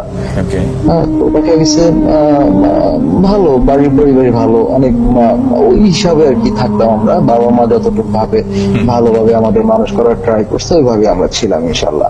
ওকে, তো চলে গেল, মোটামুটি আম্মু পিঠা বানাতে চলে গেল, পিঠা বানাচ্ছে, ভাজতেছে, আমি শুনতেছি তেলে ছাড়তেছে আর শব্দ হচ্ছে। আচ্ছা, হ্যাঁ, তো তখন হচ্ছে যে আপনার কি বলে, 60 পাওয়ার যে লাইট গুলো থাকে না, তখন তো এগুলো ইউজ হইতো বেশি। তো 2 দিন পর একটা ঘটনা আমাদের বাসার ভিতরে ঘটতো, সেটা হচ্ছে যে আপনার কি বলে, 2-1 দিন পর লাইট চুরি হয়ে যেত। আচ্ছা, হ্যাঁ, লাইট চুরি হয়ে যেত, এবং কি ওইখানে যে নষ্ট লাইটটা পাওয়া যেত সেটা ফিউজ। ফিউজ হয়ে যেত। আচ্ছা, হ্যাঁ, ফিউজ হয়ে যেত, মানে ভালো লাইটটা নিয়ে যেত কেউ, আর ফিউজ লাইটটা এখানে থাকতো। হ্যাঁ, তো আমরা এটা একটা ব্লেম করতাম না, চিন্তা করতাম যে ধরো এটা ফিউজ হয়ে গেছে, তো ভিতরের ব্যাপারটা তো আমরা কখনো লক্ষ্য করি নাই। তো এই হচ্ছে একটা বিষয়। আর আম্মু যেদিন পিঠা বানাচ্ছিল, সেদিন হচ্ছে আমি দেখা গেছে আম্মু পিঠা ভাজতেছে, আমি পিঠার শব্দ পাচ্ছিলাম, এই তেলে ছলে যেমন ছিস করে একটা শব্দ হয়, হ্যাঁ, ওকে, তো আমি শব্দটা পাচ্ছিলাম। আমি যেহেতু আমাদের দরজার পাশে হচ্ছে কিচেন রুমটা, আম্মু ব্যস্ত ছিল, আমি শুনতেছিলাম। তো একটা টাইম না দেখলাম কি আম্মু কেমন জানি একটু হতভম্ব হয়ে থাপ করে ঘরে ঢুকে গেল। কি হইলো ব্যাপারটা? হ্যাঁ, মানে আমি তো সবাই ঘুমায়, যেহেতু আব্বাও আসে নাই, তো ছোট ভাইরা ঘুমন্ত, আমি শুধু জেগে আছি। পিঠা খাবো, আমি আবার একটু পিঠে খাওয়া মানে পছন্দ করতাম খুব। আচ্ছা যত রাতি হোক আমি পিঠে আজকে খাবোই। তো হঠাৎ করে দেখলাম আম্মু সবকিছু আপনার ওই যে পিঠার যে শ্বাস টাস থাকে না, হ্যাঁ, তো পিঠাগুলা ওগুলো সব ওইভাবে ফেলে রেখে সে জাস্ট টাক করে ঘরে ঢুকে গেল। আচ্ছা আমি তো হতভম্ব হয়ে গেলাম। আমি বললাম কি হয়েছে আম্মা? তো আম্মা বলে চুপ কর, হ্যাঁ। আচ্ছা তো আমি চুপ হয়ে গেলাম, চুপ করে লাইটটা অফ করে দিয়ে দরজাটা লাগায় দিল। দরজাটার বিবরণ দিই আমি। আমাদের দরজাটা ছিল তখন হচ্ছে আপনার ধরেন স্টিল আছে না, মানে স্টিল যেটা বলে আর কি। এক্স্যাক্টলি বুঝতে হ্যাঁ, পারছি, স্টিলের দরজা। হ্যাঁ, স্টিলের দরজা ছিল, লোহা না, হ্যাঁ স্টিল। তো বিষয় হচ্ছে যে দরজাটা লাগাই দিলাম, ভালো কথা, কিন্তু আম্মা দেখতেছি যে মানে কেমন জানি করতেছে। আমি বললাম আম্মা বলো কি হয়েছে। আমার বয়স যদিও 7, কিন্তু আমার বোঝাপড়াটা খুব ভালো ছিল। অলমোস্ট আমার কাছে মনে হয় যে আমি ম্যাচিউরড হয়ে গেছি, আমি সবকিছু বুঝি। তো পরে দেখা গেছে কি আম্মা বলছে দেখ, হ্যাঁ, একটু বলে রাখা ভালো, আমাদের হচ্ছে আপনার যে দরজার যে একটা ফাঁকা ছিল, একটা অ্যাঙ্গেল ছিল, মানে যে মানে দরজার পাশে যে অ্যাঙ্গেলটা থাকে, ওকে ওই অ্যাঙ্গেলটার ওখানে ক্ষুদ্র ক্ষুদ্র কিছু ছিদ্র ছিল। হ্যাঁ, ওকে তো ওই ছিদ্র দিয়ে স্পষ্ট আম্মা দেখতেছি তাকায় আছে। আমার কি হয়েছে, আমার বলো প্রবলেমটা আসলে কি। আম্মা বলো দেখ, মানে বিলিভ করবেন না জেফরি ভাই, বিষয়টা হয়েছে কি, আমাদের যে বাড়িওয়ালা, হ্যাঁ আচ্ছা আচ্ছা আমাদের যে বাড়িওয়ালা, সেই বাড়িওয়ালা হচ্ছে উনি মারা গেছে। ওনারা হচ্ছে, আমি আপনার বলেই দিই, এটা আসলে না বলার কিছু না, এটা আহমদনগর পাইকপাড়ার খানেদের এলাকা। হ্যাঁ, ওকে ওকে এটা হচ্ছে হাজি বসির উদ্দিন রোড, এটা হচ্ছে আহমদনগর পাইকপাড়া, দক্ষিণ পাইকপাড়া, এর মধ্যে আমরা থাকতাম আহমদনগর পাইকপাড়া। আচ্ছা আচ্ছা তো দেখলাম কি আমাদের বাড়িওয়ালা বয়োজ্যেষ্ঠ ছিলেন, তো একটু পেট মোটা ছিলেন, ভুঁড়ি ছিল আর কি, হ্যাঁ, আর মুরব্বী পাকা টাকা দাড়ি ছিল, চাপ দাড়ি ছিল। তো আম্মা দেখলো কি যে মানে আমিও দেখতেছি, আম্মাও দেখতেছে, আর যেটা মানে আম্মা দেখতেছে যেটা আমি মানে ঠিক সেটাই দেখতেছি। আচ্ছা। মানে দেখতেছি কি যে উনি হাতে একটা লাঠি আর হচ্ছে আপনার কি বলে উপরে যে পাঞ্জাবি, যে অলওয়েজ যে শর্ট পাঞ্জাবি গুলা থাকতো একসময় মানুষ যে ইউজ করতো, হ্যাঁ, সেটা হচ্ছে আপনার লিলেন কাপড়ের। ওকে সেই পাঞ্জাবিটাই সে পরা সাদা, বাট নিচে কিছু নাই, নিচে কিছু নাই। আচ্ছা নিচে কিছুই নাই, নিচটা পুরো উলঙ্গ। হ্যাঁ, আচ্ছা আচ্ছা বাট তার মানে সব ঢাকা আছে, শুধু আপনার উরুটা আর হাঁটু থেকে শুরু করে নিচ পর্যন্ত স্পষ্ট দেখা যাচ্ছে। আচ্ছা হ্যাঁ, তো এইটা দেখি ওনার হাতে একটা লাঠি ছিল, এটা আমি মিস করে গেছি, হাতে একটা লাঠি ছিল, বাট উনি ওই মুহূর্তে লাঠি দিয়ে চলাফেরা মোটেও করতো না, উনি তখন পুরো সাবলীল ভাবে চলাফেরা করতো। অথচ তাকে এরকম লাঠি অবস্থায় দেখেছে, তাই তো? হ্যাঁ হ্যাঁ, লাঠি অবস্থা দেখতে পাচ্ছিলাম আমরা। লাঠি হাতে তো আছে। আমার এখন যখন আমি আপনাকে ঘটনা বলতেছি, আমার ভেতর কেটে যাচ্ছে, আমার এই যে হাতের লোম দাঁড়া যাচ্ছে। আচ্ছা। তো এইগুলা মানে দেখার পরে তো মানে কি করব না করব, আমরা হিতাহিত জ্ঞান বোধ হারায়া আমি বললাম আম্মা হইছে অনেক, চলো এখন আমরা শুয়ে পড়ি। হ্যাঁ, আচ্ছা আচ্ছা দরজা যেহেতু অলমোস্ট লাগানো আছে। আচ্ছা তো পরের দিন গেল এটা, মানে উনি ওইখানে ঠিক ধরেন ডিস্টেন্সটা কতটুকু হবে, মেবি আপনার কতটুকু 10 থেকে 15 গজ, এর বেশি না। 10 থেকে 15 আচ্ছা আচ্ছা হ্যাঁ, মানে খুবই only। কাছে ছিল তো বলতে গেলে। খুবই কাছে ভাই, খুবই কাছে দাঁড়া ছিল উনি। এবং সে আর তো এটা মারা গিয়েছে, রাইট? আপনি না, জানেন? উনি মারা যান, উনি তখন জীবন্ত, আচ্ছা আচ্ছা আচ্ছা ঠিক আছে। উনি তখন আপনার আছে, হ্যাঁ, এলাই। আচ্ছা আচ্ছা তো পরে আমরা এই জিনিসটা দেখলাম, দেখার পরে দেখলাম উনি দাঁড়াই আছে, মানে উনি কোনো নড়তেছে না, চড়তেছে না। আচ্ছা, তো আমি আমার বললাম আম্মা চলেন আমরা শুয়ে পড়ি, আমার এগুলা দেখলে আরো খারাপ লাগবে। হ্যাঁ, আচ্ছা আচ্ছা তো পরে আম্মা বলছে চুপ থাক না, একটু দেখি, যেহেতু তখন আমার আম্মা অনেক ইয়াং। হ্যাঁ, আচ্ছা আচ্ছা তো আম্মা বলতেছে তুই চুপ থাক, আমার তো পিঠার শ্বাস টাস এগুলো আনতে হবে। দেখেন কতটা সাহস আর কি মানুষের। আমার আম্মার। স্বাভাবিক। তো মানে আমার খবর দেখছে খুব হাসি লাগতেছিল। আমরা বলতেছিলাম আম্মা বাদ দেন, ওগুলা থাক, ওগুলা নষ্ট হইলে হবে, ভূতে খাইলে খাবে, যা হবার হবে, আপনি বাদ দেন। আচ্ছা আচ্ছা আমার বলছে তুই চুপ করে দেখ।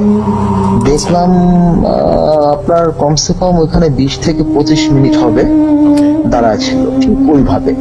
কিন্তু আমি একটা জিনিস লক্ষ্য করলাম, ওনার ভিতরে, চেহারার ভিতরে কোনো আপনার মানে ভয়ঙ্কর যে কোনো একটা বিষয় থাকবে না, আচ্ছা আচ্ছা মানে ভয়।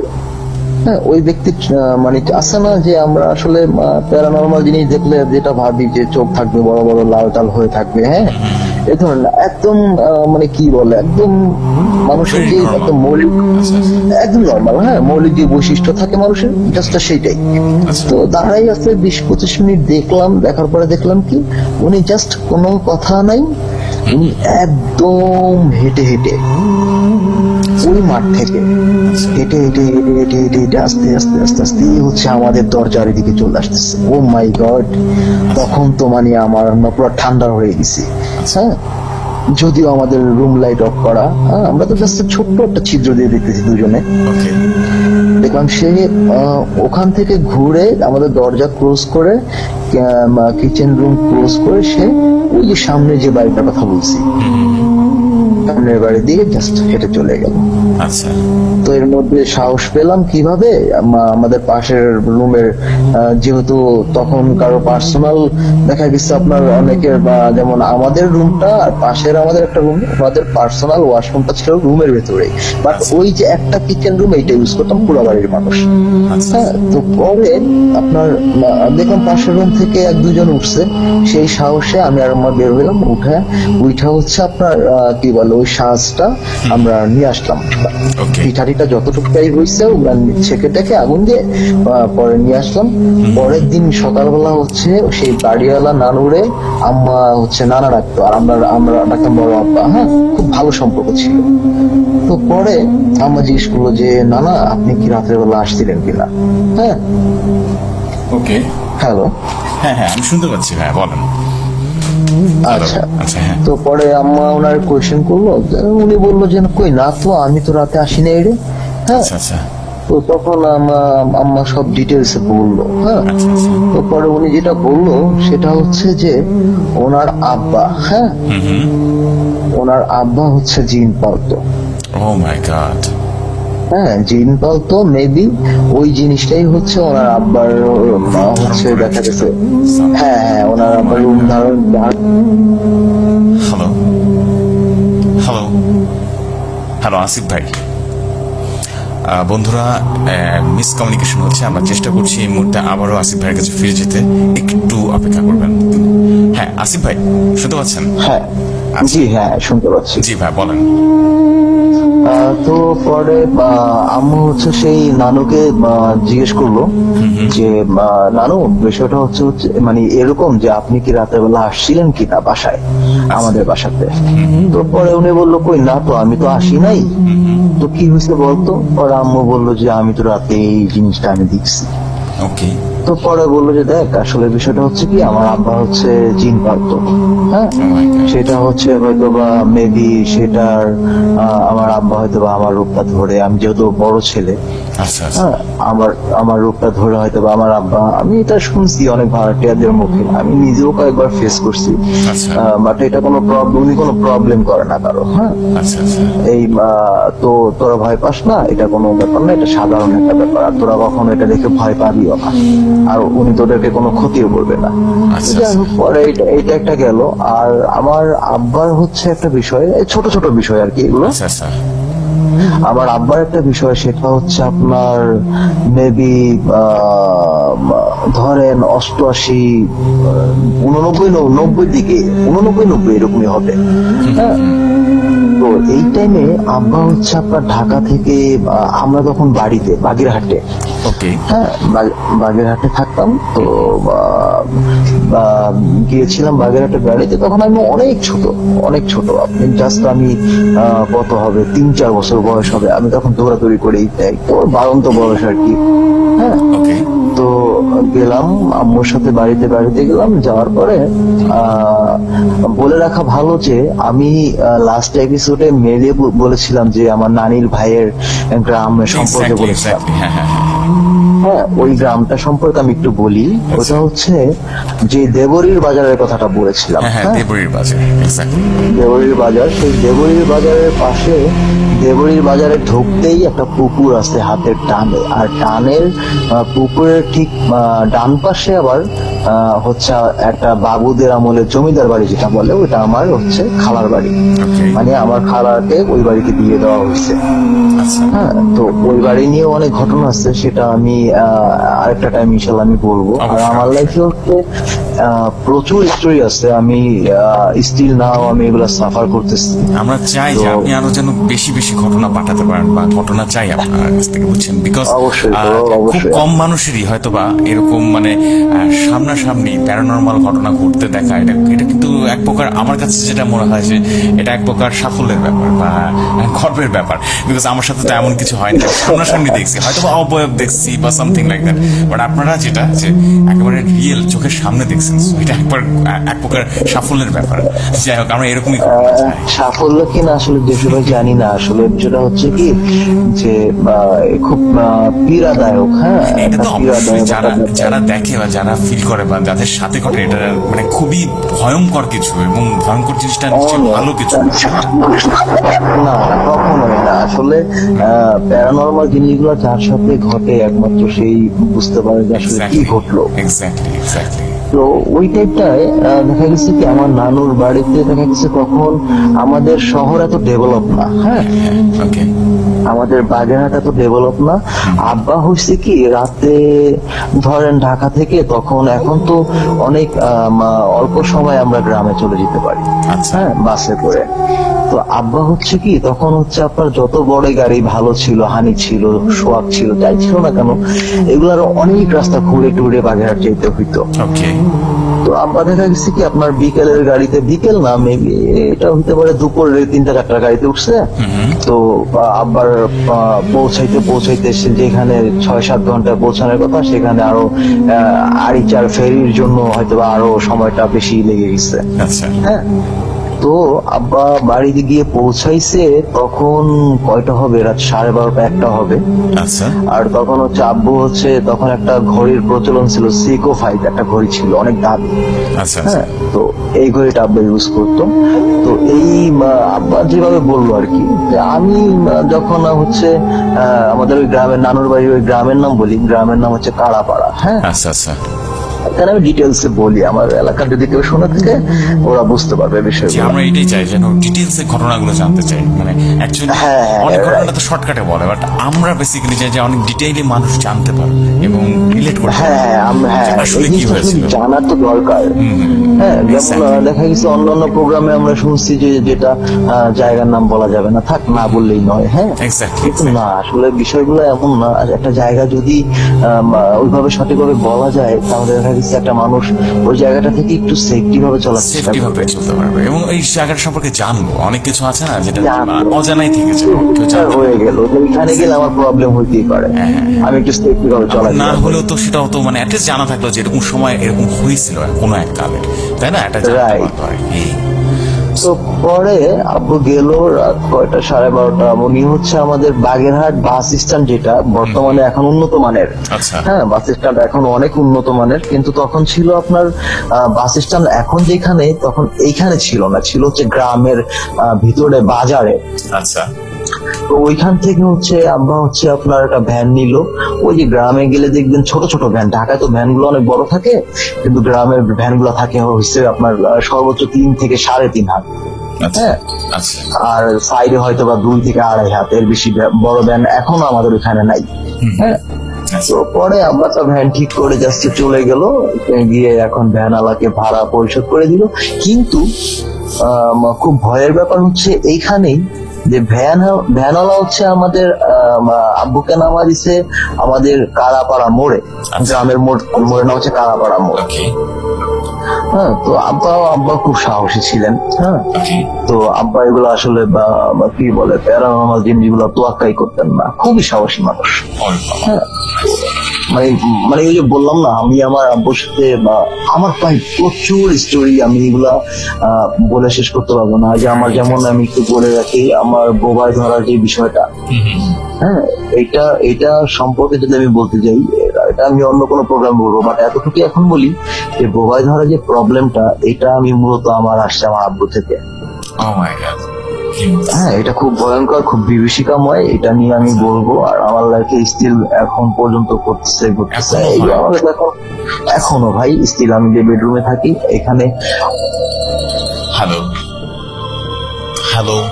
বন্ধুরা, I am really sorry, again ভাইয়ের কল কেটে গেছে। আমরা আবারও কানেক্ট করছি, একটু অপেক্ষা করবেন। হ্যাঁ আসিফ ভাই, শুনতে পাচ্ছেন আপনি আমাকে? হ্যালো। জি জি, হ্যাঁ ভাই আমি শুনতে পাচ্ছি। জি জেঠু ভাই আমি শুনতে পাচ্ছি। জি ভাই, হ্যাঁ বলেন। আপনি ওই ঘটনাটা এখনো শেষ করেন আপনার আব্বার সাথে যেটা হয়েছে। So, হ্যাঁ, আব্বার সাথে যেটা বলতেছিলাম সেটা হচ্ছে যে উনি হচ্ছে বাগেরহাট স্থান থেকে একটা ভ্যান নিয়ে দেখা গেছে যথারীতি আপনার আধা ঘন্টা 40 মিনিটের মধ্যে উনি গ্রামে চলে আসলো। okay. হ্যাঁ, তো ওইটা আমি একটা কথা বলেছিলাম যে আপনার নানা বাড়ির, আমাদের গ্রামে আসতে নানা বাড়ির, আর আমাদের গ্রামের মধ্যে একটা মন্দির আছে, একটা মাঠ আছে, হ্যাঁ, আশ্রমের মাঠ। হ্যাঁ হ্যাঁ হ্যাঁ, তো ওই সব জায়গা পার হয়ে উনি হচ্ছে ফাইনালি আমাদের কারাপাড়া হচ্ছে কি বলে কারাপাড়া মোড়ে চলে আসে। তো ভ্যানওয়ালাকে রিকোয়েস্ট করে যে ভাই আপনি আমাকে তাহলে বাসা পর্যন্ত দিয়ে আসেন, আমি আপনার ভাড়া একটু বাড়া দিব না। হ্যাঁ, ওকে। তো ভ্যানওয়ালা বলে যে ভাই আমার পক্ষে পসিবল না, আমি আর যাইতে পারবো না, ঠিক আছে আমার আপনি ভাড়াটা দিয়ে দেন, আমি এখান থেকে ব্যস্ত চলে যাবো। ওকে। আমরা বললো কি ঠিক আছে, কাউকে জোর করা যায় না, তো আপনি দিয়ে দিল। কিন্তু একটা জিনিস বলে রাখি, আমাদের ওই গ্রামটা স্টিল হিন্দু অধ্যুষিত এলাকা এখন পর্যন্ত। আচ্ছা। হ্যাঁ, আর ওখানে হচ্ছে আমাদের একটা মন্দিরের কথা তো আপনাকে বললাম যে আমার নানা বাড়ি আর হচ্ছে আমার নানির ভাইয়ের, মানে আমার দুই নানা, আচ্ছা। আমাদের এই দুইটা গ্রামের মধ্যে একটা মন্দির। কিন্তু সবচেয়ে বড় কথা হচ্ছে আব্বা এখন তো কারাপাড়া গ্রামে ভ্যানটারে ছাড়লো, ঠিক না? হ্যাঁ হ্যাঁ হ্যাঁ। এখান থেকেও আবার হচ্ছে আমাদের বাসায় আসতে আরো কমসে কম 20 মিনিট হাঁটা লাগবে। আচ্ছা। হ্যাঁ, তো ওই 20 মিনিটের মাথায় এই গ্রামের মোড় থেকে আব্বা যে সোজা রাস্তা ধরবে, সেই রাস্তার সোজা একদম নাক বরাবর মোটামুটি 3 মিনিট হেঁটে গেলে আর একটা মন্দির বাজে। সেই মন্দিরের নাম হচ্ছে আপনার কালীতলা মন্দির, আচ্ছা। যেটা কিনা সবচেয়ে আপনার ভয়াবহ একটা মন্দির। হ্যাঁ, আচ্ছা। ওকে। তো কিন্তু অতদূর আমাদের যাইতে হবে না, সেই মন্দির অব্দি আমরা যাওয়া লাগবে না। সেই মন্দির তো দেখা গেছে কি আমাদের কারাপাড়া মোড় থেকে একটু সামনে গেলেই 1 মিনিট 1.5 মিনিট হাঁটার পরে বায়ে একটা রাস্তা চলে গেছে। কিন্তু ওই মন্দিরটা হচ্ছে সোজা, আব্বা যাবে বায়ে। হ্যাঁ, আচ্ছা আচ্ছা। তো বায়ে দিয়ে আব্বা ঢুকে গেল, ঢুকে গিয়ে দেখা গেছে একটা হিন্দু বাড়ি ক্রস করলো, ডানে বায়ে সব হিন্দু বাড়ি। হ্যাঁ, আচ্ছা আচ্ছা। আমরা হচ্ছে মুসলমান বাড়ি হাতে গোনা কয়েকটা মাত্র। আচ্ছা আচ্ছা। তারপরে আব্বা হাঁটতেছে। তো ওইখানে হচ্ছে কি আপনার একটা মজার ঘটনা আছে, সেটা হচ্ছে যে ঠিক মজা না, এটা ভয়ই বলবো আমি। আমাদের ওইখানে আরো একটা মাঠ আছে, যেই মাঠটা কিনা ফাইনালি ক্রস করে হাতের ডান দিক দিয়ে ঢুকে আমার নানা বাড়ির রোডটা ধরতে হবে। আচ্ছা। হ্যাঁ, ওকে। তো ওই যে রোডটা ডানে আর বায়ে যে মাঠটা, এই মাঠটাই হচ্ছে ভেজাল। আচ্ছা। হ্যাঁ, সবচেয়ে ভয়ের জায়গা হচ্ছে এই মাঠটা। আচ্ছা। এই মাঠ নিয়ে অনেক কিছু প্রচলিত আছে, যেমন ধরেন দিন দুপুরে আপনি গরু ছাগল আপনি সারাদিন ঘাস খাওয়াইছেন, আপনি সন্ধ্যা টাইমে কি বিকেল টাইমে আনতে গেছেন, দেখতেছেন যে একটা বুড়ি বসে আছে। হ্যাঁ, আচ্ছা। একটা বুড়ি বসে আছে, বসে উনি শাক তুলতেছে, ঠিক আছে? আপনি আপনি মনে করলেন যে মানুষ, আপনি জাস্ট ঘুরে আপনি ওনার দিকে আপনি ধরেন কথা বলতেছেন না, শাক তুলতেছেন, হঠাৎ করে পাশে দেখলেন যে নাই, কিছু একটা নাই, মানুষটাই নাই হয়ে গেছে, মানে অদৃশ্য হয়ে গেল। আচ্ছা। ওই মাঠটার বিষয়টা হচ্ছে এরকম, ওই মাঠের ওইখানে যখন আব্বা আসে তখন হচ্ছে দেখা গেছে আপনার মানে আব্বার শরীরে লোম দাঁড়ায় গেছে। হ্যাঁ, আচ্ছা। অটোমেটিক আব্বার শরীরে লোম দাঁড়ায় গেছে। কিন্তু আব্বা যেহেতু ইনশাল্লাহ সাহসী মানুষ ছিলেন, উনি সবের খুব একটা তোয়াক্কা না করে উনি ওই যে ডানের রাস্তাটা দিয়ে জাস্ট 3 মিনিট 3.5 মিনিট হাঁটলে আমাদের বাসাটা। ওকে হ্যাঁ, কাঁচা রাস্তা, ডানে বায়ে আপনার হচ্ছে বায়ে একটা পুকুর আছে, বিশাল একটা পুকুর আছে, ওটা একটা হিন্দু বাড়ির পুকুর। তো আর ডান সাইডে হচ্ছে আপনার রাস্তার ডান সাইডে হচ্ছে সম্পূর্ণ টোটালি আপনার বাঁশঝাড়, ওকে একদম শুরু থেকে শেষ অবধি বাঁশঝাড়। আচ্ছা তো আব্বা খেয়াল করলেন কি, ওই ডানের রাস্তাটা দিয়ে কত দূর, আমাদের বাড়ির রাস্তাটা দিয়ে কত দূর হাঁটার পরে, জাস্ট 1-1.5 মিনিট হাঁটার পরে দেখলাম যে 3 থেকে 4টা বাস পড়ে আছে। আচ্ছা এই ঘটনাটা আসলেই আমি এটা আমি ভূতের ফিল্মেও শুনেছিলাম, বাসের ঘটনাটা। এটা কিন্তু আসলে ঘুরে ফিরে কিন্তু ঘটনা এক কিনা আমি ঠিক জানি না, এইগুলা কিন্তু গ্রাম অঞ্চলে অবশ্যই বাস্তব। অ্যাভেলেবল ঘটে। আব্বা কিন্তু একদম ঘটে, মানে এটা মানে অ্যাভেলেবেল ঘটে থাকে, অ্যাভেলেবেল। তো আব্বা দেখলো কি 3 থেকে 4টা বাস করে আছে, কিন্তু আব্বা জানে যে এই বাসটা যদি সে ক্রস করে তাহলে হয়তো বা তার কোনো প্রবলেম হতে পারে। আচ্ছা যদিও সে শহরের মানুষ, তার এতটা ধারণা নাই, কিন্তু ময়মুরব্বীর মুখে যেগুলো শুনছে উনি সেই রুলসটা মেনেই উনি আগাচ্ছেন না।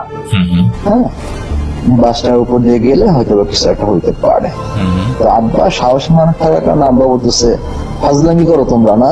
হ্যাঁ, জাস্ট এইভাবে বলতেছে, ধমক দিতেছে, ফাজলামি করো তুমি, তোমরা আমার সাথে, তোমরা আমার চিনো।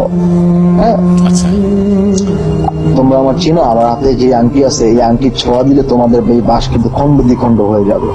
হ্যাঁ, তো বলে রাখা ভালো, আমার আব্বা ছিলেন কি বলে আপনার মিরপুর শাহ আলী মাজারের একজন বড় পীরের একজন ফ্যান। হ্যাঁ, আচ্ছা তো ওই পীর উনি বর্তমানে আছেন কিনা আমি জানি না, উনি আসলে খুব ভালো, অনেক ভালো কাজ করতে পারতেন। আচ্ছা তো উনি হচ্ছে আপনার ইন্ডিয়া থেকে আপনার যে কি বলে এগুলা এখন হয়তো বা ভাই কি বলে ভণ্ডামি জায়গায় চলে গেছে, বাট আমাদের তখনকার আব্বাদের সময়কার কথা যখন যদি বলি, তখন কিন্তু আপনার এতটা ভণ্ড টন্ড ছিল না। হ্যাঁ, না না তো আজমি শরীফ থেকে ওই আংটি, ইন্ডিয়ার আজমি শরীফ থেকে ওই আংটি গুলো সে এনে, উনি হচ্ছে বিজনেস করে, ওনার যে পীর আর কি, তো দিয়েছিল, বলেছিল এই আংটিটা তুমি রাখো, তুমি আমার শিষ্য হিসাবে, তোমাকে আমি দিলাম, তুমি হচ্ছে এটা তোমার কাছে রাখো, ইনশাল্লাহ কোনো আধ্যাত্মিক কিছু তোমার কখনো প্রবলেম করতে পারবে না। ওকে হ্যাঁ, তো আব্বা রাখলো, তো আব্বার কথা শুনলো না বাড়িগুলো, ঠিক আছে, আব্বা ধমকা ধমকা বললো কয়েকবার, আব্বার কথা শুনলো না। কিন্তু এটা মানে এটা লিসেনাররা কি ভাবতে জানি না, এটা আসলে ডিফারেন্ট। আমি ভূত এফএমের ফ্যান, আমি সেই 2010 থেকে ভূত এফএম স্টপ হওয়া পর্যন্ত আমি শুনছি, আচ্ছা। বাট বিষয় সেটা না। কিন্তু এইটা আমি কখনো আমি শুনি নাই কারো মুখে, জাস্ট ওনার বলছে যে হ্যাঁ দৌড় দিছে, হয়তো দোয়া কালাম করে ফু দিছে, ঠিক আছে। হ্যাঁ, আমি মানে একজন মুসলমান হিসাবে দোয়া কালাম তো এখানে অবশ্যই আব্বা করছে ইনশাল্লাহ। আচ্ছা, হ্যাঁ, আচ্ছা। কিন্তু ওই যে আংটিটা ছিল, জেফরি ভাই ট্রাস্ট মি, আব্বা যেভাবে বলছে, ওই আংটিটা মানে বাসে হচ্ছে আপনার এক একটা 4-5টা বাস, তো এক একটা বাসে কাজ করতেছে, আর মানে এক একটা বাস থাক করে উঠে যাচ্ছে। ও মাই গড ওকে তারপরে দেখা গেছে এইভাবে 4 থেকে 5টা বাস উনি উঠায় ফেলে সামনে হাঁটা শুরু করলো।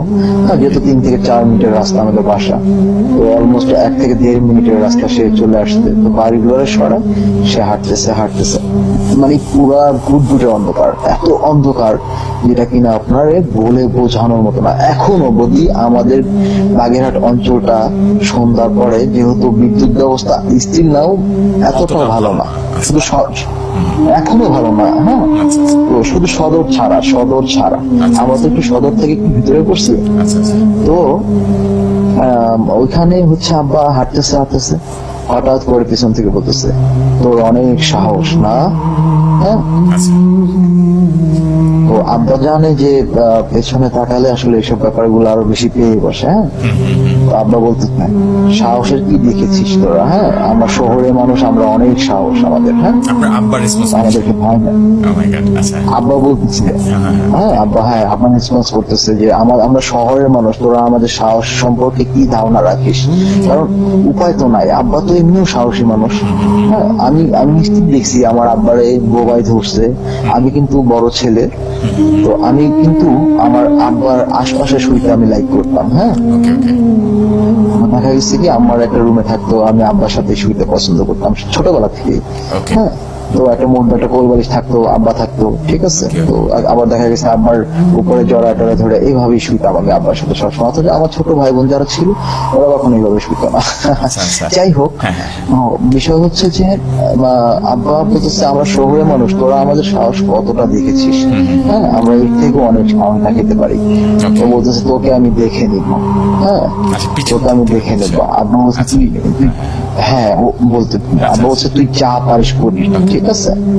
তো আব্বা করলো কি, জাস্ট আংটিটা হাতটা পেছনে ঘুরায়, ডান হাতে যেহেতু আংটি, হাতটা পেছনে ঘুরায় আংটিটারে শো করে রাখছে পেছনে, হ্যাঁ যাতে কোনো প্রবলেম করতে না পারে। হয়তো বা আংটির ভিতরে কোনো স্পেশাল কোনো কিছু ছিল ইনশাল্লাহ। তো পরে হচ্ছে আপনার এভাবে আব্বা চলে আসলো বাসায়। থাকে না ওই যে একটা বিষয় থাকে না, আসলাম প্যারানর্মাল জিনিস দেখলাম, ভয় পাইলাম, জ্বর আসলো, এটা করো সেটা করো। আলহামদুলিল্লাহ আব্বা পুরা নর্মাল অবস্থায় ইনশাল্লাহ বাসায় চলে আসলো। এটা ছিল আব্বার একটা ঘটনা। আর একটা ঘটনা, মানে ছোট ছোট ঘটনাগুলো যদি আমি শেয়ার করি, আচ্ছা। মানে আরেকটা ঘটনা হচ্ছে আমার নানুর, হ্যাঁ যে বাসাতে আব্বা আসছে আমার নানুর বাসায়, তখন হয়েছে কি আমার নানা হচ্ছে আমার যে নানির ভাই, তো ওনারা হচ্ছে যেমন আছে না ভাই বোনের পৈতৃক একটা সম্পত্তির বিষয় থাকে না, হ্যাঁ তখন হচ্ছে আমার আপন নানা, আমার যে নানির ভাই নানা, আমার নানি, ওনারা সবাই একটা বাড়িতে থাকতো, যৌথ ফ্যামিলি, হ্যাঁ। তো দেখা গেছে কি ওনারা আপনার ওই যে আব্বু যে বাড়িতে আসছে, তো ওই বাড়িতেও কিছু ব্যাপার স্যাপার এখনো ঘটে। আমি সেই সময়কার একটা ঘটনা বলি, সেটা হচ্ছে আপনার ধরেন 90, 91 কি 89 এই টাইমটার দিকে, বেশ আগে। আচ্ছা, বেশ আগে, অনেক আগে।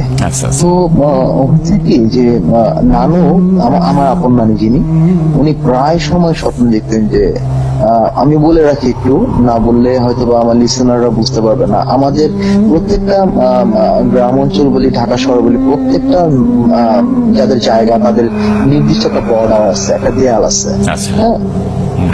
আমাদের তখনকার সময় হয় কি, আমাদের দেয়াল ছিল না, দেয়াল তখন ওই দেয়ালের প্রচলন হয়ে ওঠে নাই, হ্যাঁ। তখন হচ্ছে আপনার যে গজারি আছে না, গজারি দিয়ে এটা হচ্ছে আপনার চারদিকে গুনা দিয়ে বেঁধে একটা দেয়াল তৈরি করতো, হ্যাঁ। তো আমাদের বাগেরহাট অঞ্চলের ভাষায় বলে গড়া, হ্যাঁ গড়া দিত আর কি, ঠিক আছে। এই গড়া ওই পাশে হচ্ছে দত্ত বাড়ি, হিন্দু বাড়ি, যেহেতু আমি আগেই বলছি যে আমাদের এলাকাটা টোটালি হিন্দু অধ্যুষিত একটা এলাকা। আচ্ছা। তো এখানে হচ্ছে কি আমার নানু প্রায় সময় স্বপ্ন দেখতো ওই দত্ত বাড়ির ওই মানে আমাদের জায়গার বাইরে থেকে, ওই দত্ত বাড়ির গড়ার ওই পাশ থেকে, ওদের জায়গা থেকে স্বপ্ন দেখাচ্ছে যে তুই আয়, এখানে একটা জিনিস 7টা মানে কি বলে আপনার কলস তো চিনেন, মাটির কলস, অথবা আপনার মাইট বলি আমরা, যে মাটির বড় যে একটা মাইটের মতো থাকে, ড্রাম সিস্টেম, হ্যাঁ এইটা আর কি। তো বলতে যে 7টা মাইট আছে অথবা কলস আছে, এই ধরনের সামথিং একটা হবে, তো তুই এসে নিয়ে যা, ঠিক আছে, আমি এখানে আর থাকতে পারতেছি না। তো নানু করতো কি প্রায় সময় মানে উঠে এগুলো চিন্তা করতো যে যাবো কি যাবো না মধ্যরাতে। তখন কিন্তু এটাও বলে রাখি, তখন হচ্ছে আপনার ঘড়ির প্রচলনটা, দেয়াল ঘড়ি যেটা, এটা হচ্ছে আপনার অ্যাভেলেবেল ছিল না। আমার নানুদের বাসায় ঘড়ি ছিল না, কিন্তু আগের আমলের মানুষের একটা জিনিস এটা ছিল যে ওনারা বলতে পারতো যে এক্স্যাক্টলি এখন কয়টা বাজে, কি রাত কয়টা হইতে পারে। এক্স্যাক্টলি, এটা আমিও শুনছিলাম, বিকজ তখন ঘড়ির প্রচলন না থাকলে ওদের সেন্স কাজ করতো অনেক ভালো, অনেক। তো পরে নানু রাতে দেখা গেছে কি 2টা থেকে 1:30 থেকে 2-4টার মধ্যে স্বপ্নটা আমি দেখতে পারতো। আর গ্রাম অঞ্চলের একটা জিনিস এখনো স্টিল আছে, সেটা হচ্ছে এখন একটু ডেভেলপ হওয়ার কারণে হয়তো আমি জানি না, আমি গ্রামে যাই না, তো হইতে পারে যে এখন হয়তো মানুষ একটু রাত 9টা 10টা 11টাও ঘুমায় টিভি দেখে আর কি। কিন্তু তখন আমি নিজে যেটা দেখছি, সন্ধ্যার খাবার খাইছি কয়টায়, 8টা খাইছি, দেখা গেছে একটু গল্প গুজব করতে করতে 9টার মধ্যে ঘুমায় গেছি, সত্যি কথা যেটা, হ্যাঁ। স্টিল আমি গ্রামে 1 ইয়ার ছিলাম আমার লাইফে, টোটাল হোল লাইফে। আচ্ছা। হ্যাঁ, তখন আমি ক্লাস হচ্ছে কি, আমি 4 থেকে 5 মাত্র উঠছি। তো পরে আমি অনেক ছোট, তো পরে দেখা গেছে কি নানু এই প্রায় এই স্বপ্নটাই দেখতো। আচ্ছা তো একদিন হুট করে না আমার নানাকে কিন্তু আমার নানি খুব লাভ করতো। হ্যাঁ, তো নানাকে এটা স্বপ্নে কিন্তু আবার এটা বলে দিচ্ছে যে এটা মিস করে গেছি যে তুই এটা মানে কাউকে বলতে পারবি না। হ্যাঁ, আচ্ছা আচ্ছা তো নানু কখনো কাউকে এটা বলতো না, কিন্তু একদিন কেমন জানি একটু গিল্টি ফিল মানে করতেছিল। হ্যাঁ, যে কেমন জানি লাগতেছিল, নানু চিন্তা করলো যে না আমি আমার যেহেতু উনি আমার হাজবেন্ড, ওনাকে আমার বলা উচিত জিনিসটা। হ্যাঁ, ওকে উনি যথারীতি নানাকে বলে দেয়। আর আমার নানা মানে এমন একটা মানুষ ছিলেন ইনশাল্লাহ, মানে কি বলবো, ওনার পুরো বাগেরহাট অঞ্চলে ওনার একটা মানে ভালোবাসার জায়গা ছিল, সবাই ভালোবাসতো, ওনার পছন্দ করতো। মাটির নিচে মানে কি বলে, মাথাটা নিচা করে হেঁটে যেত, মাথা নিচা করে বাসা যেত, এরকম মানুষ ছিল আর কি। আচ্ছা আচ্ছা তো পরে নানাকে বললো যে দেখো এই না ব্যাপার। নানা তারা বলছে দেখো আমাদের এত কিছু দরকার নেই, আল্লাহ আমাদের চা দিচ্ছে, আলহামদুলিল্লাহ ভালো আছি, আমাদের এত কিছু দরকার নেই। হ্যাঁ, আচ্ছা তো যাই হোক ওইটা একটা গেল। ওইটা হচ্ছে নানি পরে ওইটা আস্তে আস্তে আস্তে আস্তে আস্তে আস্তে ইগনোর করা শুরু করলো। ইগনোর করা শুরু করলো, স্বপ্নে দেখে জাস্ট এটা নাথিং, কিছু একটা না, মানে দেখলাম শেষ স্বপ্নে আর কি। হ্যাঁ, তো এইভাবে চলে গেল, ওইভাবে চলে গেল। কিন্তু এই জিনিসটা শেষ পর্যন্ত কে পাইছে আমি ওই ফ্যামিলিটা হিন্দু, ওনাদের নাম আমার ঠিক মনে নাই। ওনারা থাকতো হচ্ছে আমাদের এই গ্রাম থেকে সদরে। আচ্ছা হ্যাঁ, আচ্ছা সদরে থাকতো। সেই সদরে হচ্ছে আপনার হিন্দুরা একটা জিনিস কিন্তু করে জেফরি ভাই, এটা আপনি জানেন কিনা আমি ঠিক জানি না। এটা হচ্ছে হিন্দুরা একটা প্রোগ্রাম করে প্রতি বছর, রয়ানি বলে এটারে। হ্যাঁ হ্যাঁ হ্যাঁ শুনেছি আমি। ঢাক ঢোল পিটায় ওরা প্রতি বছর একটা প্রোগ্রাম করে। হ্যাঁ, Exactly. এটা যারা লিসনাররা বুঝতে পারবে, যারা আমাদের বিশেষ করে খুলনা, যশোর, বাগেরহাট এই লাইনের মানুষ যারা, ওনারা ভালো বুঝতে পারবেন। এটা রয়ানি বলে। হ্যাঁ, আর এটা শুধু আমাদের এই লাইনটা না, এটা হিন্দু ও মানে যারা সম্প্রদায় আছে তারা এটা রয়ানি বলে প্রত্যেকটা দেশে। Okay. হ্যাঁ, ইভেন কলকাতাতেও। তো যাই হোক, তো ওই ভদ্র মহিলা ওনারা স্বপ্ন দেখাইছে আমাদের গ্রাম থেকে ওনাদের সদরের ডিস্টেন্স হবে, আপনি যদি রিক্সায় করে আসেন জেফরি ভাই, তা আপনার সর্বনিম্ন 30 মিনিট লাগবে, সর্বনিম্ন। Okay. তার উপরে 5-10 মিনিট যা লাগে। তো ওনারা এটা কন্টিনিউসলি নাকি ওনারা স্বপ্নে দেখাচ্ছিল। আচ্ছা আচ্ছা তো ওই ভদ্র মহিলাকে আর কি। তো উনি এটা হচ্ছে না, আসলে ওই বিষয়টা হচ্ছে কি, আমার নানুকে নিয়ে যে কোনো ক্ষতি করতো, এটা দিত না, বিষয়গুলো কিন্তু আসলে এমনও ছিল না। আমার নানু যদি সাহস করে জাস্ট যাইতো, উনি হচ্ছে এগুলো কিন্তু 7 রাজার ধন বলা চলে ভাই। হ্যাঁ, আচ্ছা আচ্ছা তো এগুলো আসলে যদি আমার নানু আজকে চাইতো, হয়তো বা উনি এটা পাইতো, কিন্তু উনি যেহেতু অনিয়া করছে, সেজন্য হচ্ছে ওই ভদ্র মহিলা, উনি হিন্দু, উনি এই জিনিসটা পেয়েছেন। উনি স্বপ্নে দেখা শুরু করলো যে আমি অমুক জায়গায় আছি, আমার উঠায় নিয়ে যা, আমার খুব কষ্ট হচ্ছে। হ্যাঁ, আচ্ছা আচ্ছা তো ওই মহিলাকে বললো তুই একটা রয়ানি দে, মানে একটা প্রোগ্রাম কর, পূজার একটা প্রোগ্রাম কর। হ্যাঁ, আচ্ছা আচ্ছা ওই আছে না আপনার বিভিন্ন দেব দেবীটাকে একটা নির্দিষ্ট নামের একটা প্রোগ্রাম থাকে, পূজা থাকে। এরপর হ্যাঁ, সরস্বতী হইলে সরস্বতী, তারপর লক্ষ্মী হইলে লক্ষ্মী, তো এরকম একটা পূজা দিল। পূজা দিয়ে ট্রাস্ট মি, যেটা শুনছি আমি, আচ্ছা। সেটা হচ্ছে ওই মহিলা পূজাটা দেওয়ার পরে জাস্ট পাগলের মতো হয়ে গেল।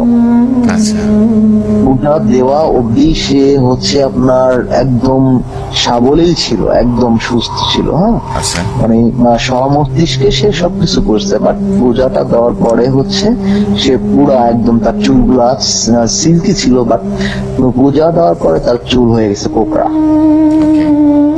হ্যাঁ, এটা হচ্ছে সবচেয়ে একটা ভয়ের একটা বিষয়। তো সে পূজা টুজা দিয়ে জাস্ট সিম্পলি নর্মাল একটা মানুষ সবার সামনে দিয়ে দৌড়াইতে দৌড়াইতে দৌড়াইতে দৌড়াইতে, ধরেন সেই রিক্সায় গেলে আধা ঘন্টা যদি লাগে, তাহলে দৌড়াইতে দৌড়াইতে আসলে তার কতক্ষণ লাগতে পারে? আর অনেক টাইম লাগে। সে প্রায় 1 ঘন্টা দৌড়াইছে। দৌড়ে আসে সেই, হ্যাঁ, সেই রাতে, রাত কয়টা, 1টা 1:30 2টা হবে, সেই রাতে সে চলে আসছে সেইখানে। এসে চুপ করে জাস্ট কাউকে বলে নাই, চুপ করে সে ওখান থেকে ওগুলা উঠায় নিয়ে, হ্যাঁ, জাস্ট এগুলা কিন্তু একটু বলে রাখি, আপনি হয়তো ভাবতে পারেন, লিসেনাররা ভাবতে পারে যে এত বড় বড় মাইক কলসি সে একা কিভাবে মহিলা মানুষ ক্যারি করে সে এতখানি রাস্তা সে আবার নিয়ে গেল, একটা প্রশ্ন আসতেই পারে। কিন্তু আমি লিসেনারদেরকে বলতে পারি যে দেখেন, এই যে প্যারানর্মাল বিষয়গুলা, এগুলো অ্যাকচুয়ালি হয় কি, ওরাই তখন হেল্প করে। এক্স্যাক্টলি। হ্যাঁ, উনি মানে এগুলো হয় কি, জাস্ট আপনি ছোবেন, ছোঁয়ার পরে এটা অটোমেটিক মাটি থেকে জাস্ট ভাসমান অবস্থায় শুধু উঠে যাবে, উঠে আপনি যত দূর যাবেন এটা আপনার সাথে ভেসে ভেসে যাবে। ইভেন আসিফ ভাই গত এপিসোডে অলরেডি একজন এই সিমিলার ব্যাপারটা আমাকে শেয়ার করেছে যে মানে জিন নাকি রীতিমতো মানে যা সুপার ন্যাচারাল বা প্যারানর্মাল যাই ছিল না কেন তাকে রীতিমতো অপারেশন করেছে এরকম, হ্যাঁ, যে ডিজিজটা সারানো সম্ভব না সেটা জিন এসে সারিয়ে দিয়েছে। মানে ওরা অনেক হেল্প করে, যারা হেল্পফুল তারা মানে অবিশ্বাস্য কিছু হেল্প করে যেটা হয়তো মানুষের পক্ষে সম্ভব না। তো এরকম নিশ্চিত না, এটা তো অবশ্যই জেফরি ভাই, এটা মাস্ট, এটা যারা হচ্ছে ভুক্তভোগী আর যারা এটা আপনার কি বলে, যাদের আন্ডারে বসবাস করে জিনেরা, হ্যাঁ, কথা শোনে, ভালোবাসার একটা জায়গা আছে কিন্তু, হ্যাঁ, এগুলা কিন্তু আসলে অনেকে অনেকভাবে ইগনোর করে, অনেক ভাবে মন্তব্য করে, কিন্তু না, আসলে আমি অ্যাকচুয়ালি আমি নিজে যদি একজন মিডিয়া পার্সন হিসাবে, একজন মিডিয়ায় কাজ করি সেই মানুষ হিসাবেও যদি বলি, হ্যাঁ, এগুলোর অস্তিত্ব আছে ভাই, এগুলো আপনাদের সবার মানতে হবে। আমরা এতটা আধুনিক, এতটা বৈজ্ঞানিক ব্যাখ্যা দিয়ে আমরা এত কিছু বলতে পারবো না, আছে কিছু তো আছে। আচ্ছা, যাই হোক, তারপর কি হলো? অবশ্যই আছে। তারপরে হচ্ছে কি, উনি এগুলা নিয়ে জাস্ট চলে গেল ওনার ওখানে। তারপর উনি মোটামুটি আপনার কি বলে আরো দুই একটা হয়তো মেবি পূজা টুজা দিয়ে বাস উনি এগুলার ঘরে তুলছে। ওনার আর্থিক অবস্থা দেখা গেছে, উনি কিন্তু মোটামুটি অতটা অবস্থাশীল ছিল না, হ্যাঁ, তো ওনার আর্থিক অবস্থা দিনকে দিন মানে খুব ভালো হয়ে গেল, উনি খুব সচ্ছল হয়ে গেল, হ্যাঁ। তারপর থেকে অভাব অনটন কারে বলে উনি আর চোখে দেখে নাই। আর একটা বিষয়, এই ঘটনাগুলো ছোট ছোট, যেহেতু আপনি আমাকে ফোনে নিয়েছেন, তাই আমি যদি আপনি অভয় দেন তাহলে আমি বলতে পারি। সমস্যা নেই। আচ্ছা, বিষয়টা হচ্ছে যে আরেকটা বিষয়, এটা হচ্ছে আমার নানার এক্সপেরিয়েন্স বাস্তবে, হ্যাঁ। আমরা যে গ্রামে হচ্ছে আমার এটা আমার ওই নানার বাড়ি না, আমার নানা যখন পাশের গ্রামে জায়গা কিনছে আর কি, হ্যাঁ, তো সেইখানের ঘটনা। তো আপনারা লিসেনাররা অবশ্যই জানেন যে কাচারি ঘর থাকে গ্রাম অঞ্চলে। তো যেটা বলতেছিলাম যে আমার যে নানির ভাই যে গ্রামে একটা সময় স্টে করতো, আমার নানি, হ্যাঁ, ওনারা একটা সময় ডিসাইড করলো যে এইভাবে তো আসলে যৌথ ফ্যামিলিতে থাকা যায় না, নিজেরও তো একটা কিছু দরকার।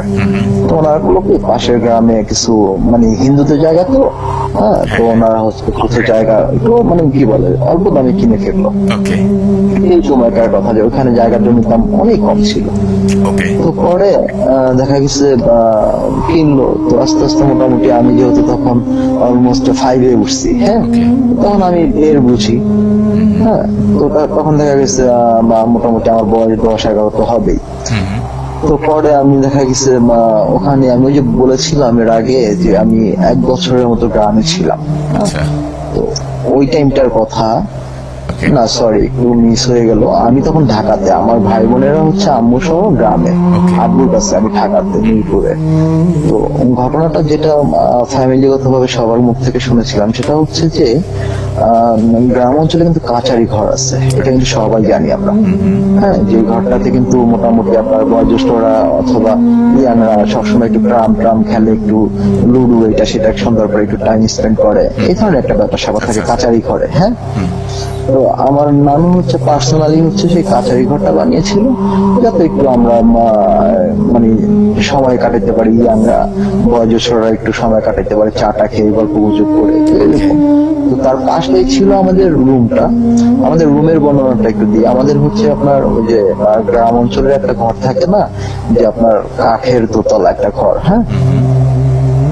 তো দেখা গেছে কি উপরে থাকতেন আমার মেজো খালু আর ওনার দুইটা ছেলে, আর নিচে আমরা যেহেতু আম্মুরা বেড়াইতে গেছে আম্মুরা নিচে থাকতো।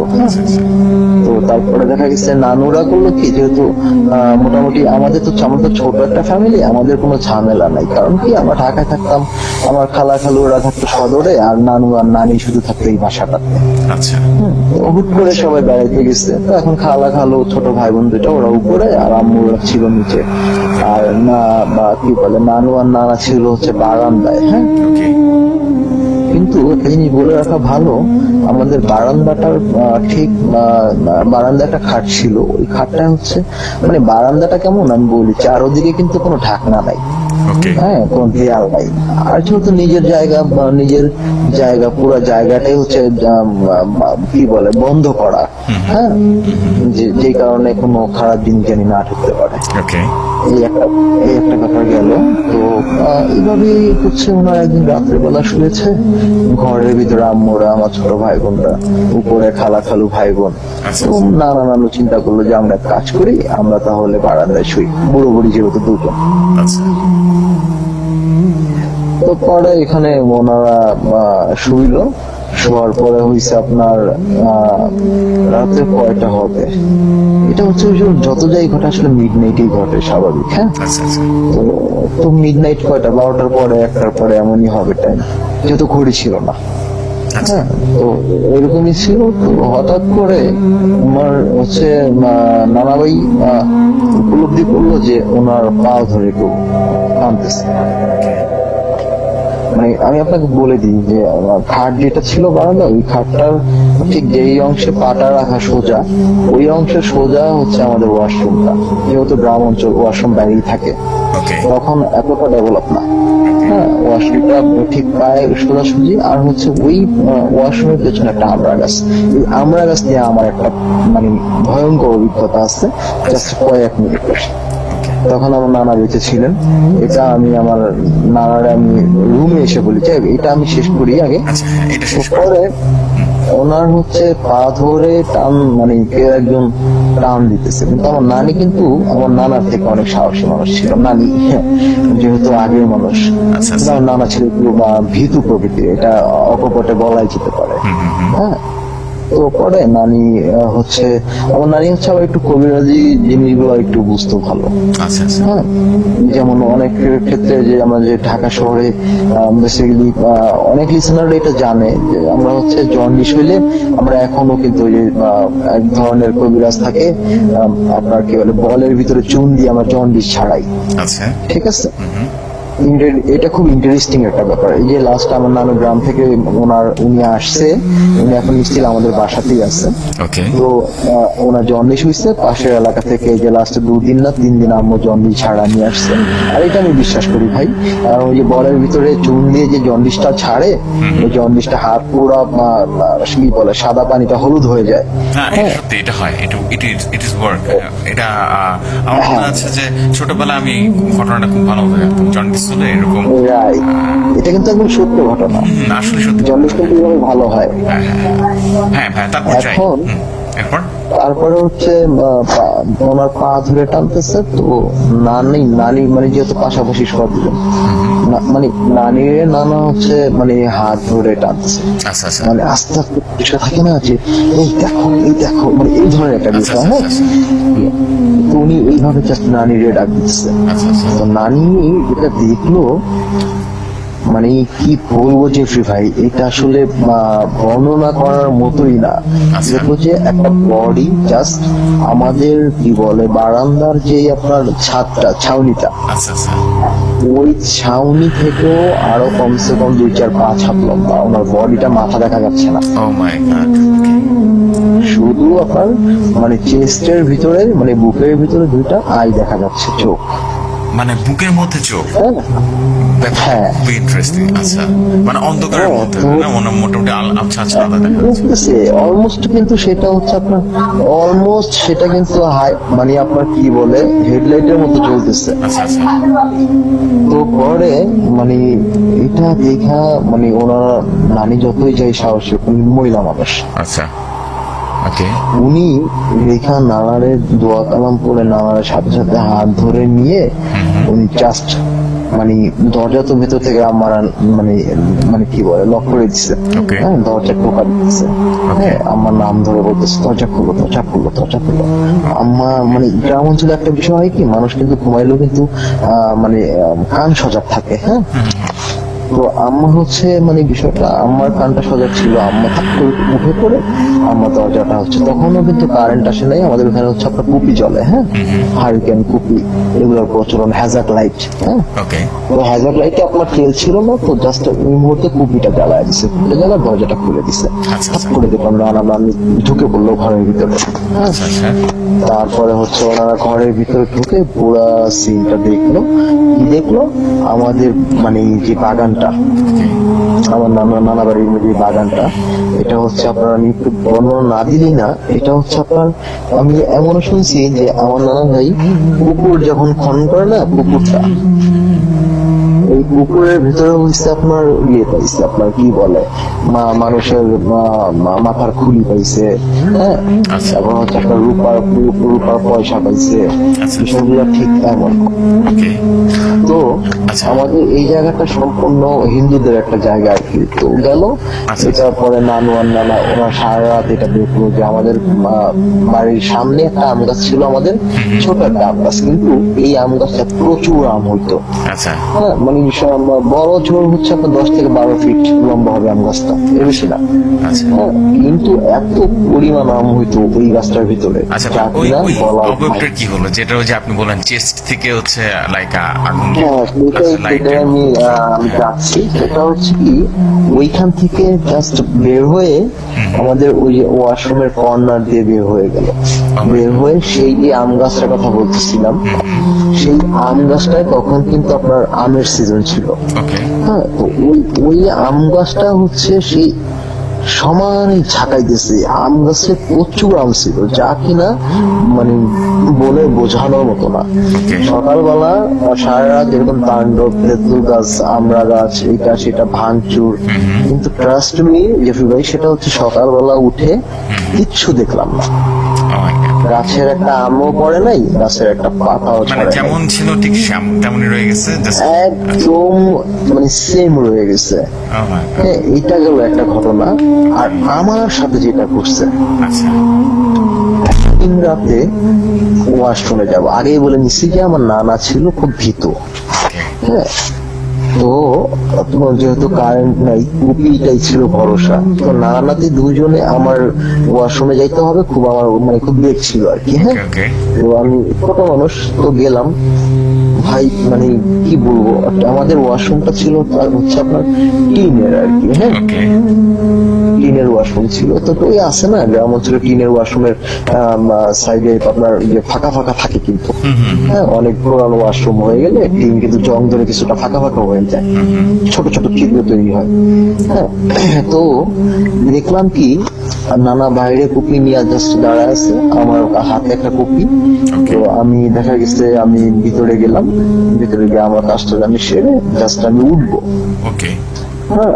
এখন আমি দেখতেছি কি, মানে জানি না লিসেনার, আমি লিসেনারদের উদ্দেশ্যে একটা কথা বলতে চাই, লিসেনার আমি যে কয়টা কথা বললাম, যে কয়টা ঘটনা বললাম, এগুলো আসলে মানে আমি এক্সপ্লেন করতে পারবো না ওইভাবে, আর সত্য মিথ্যার বিচারটা আপনাদের উপরেই থাক।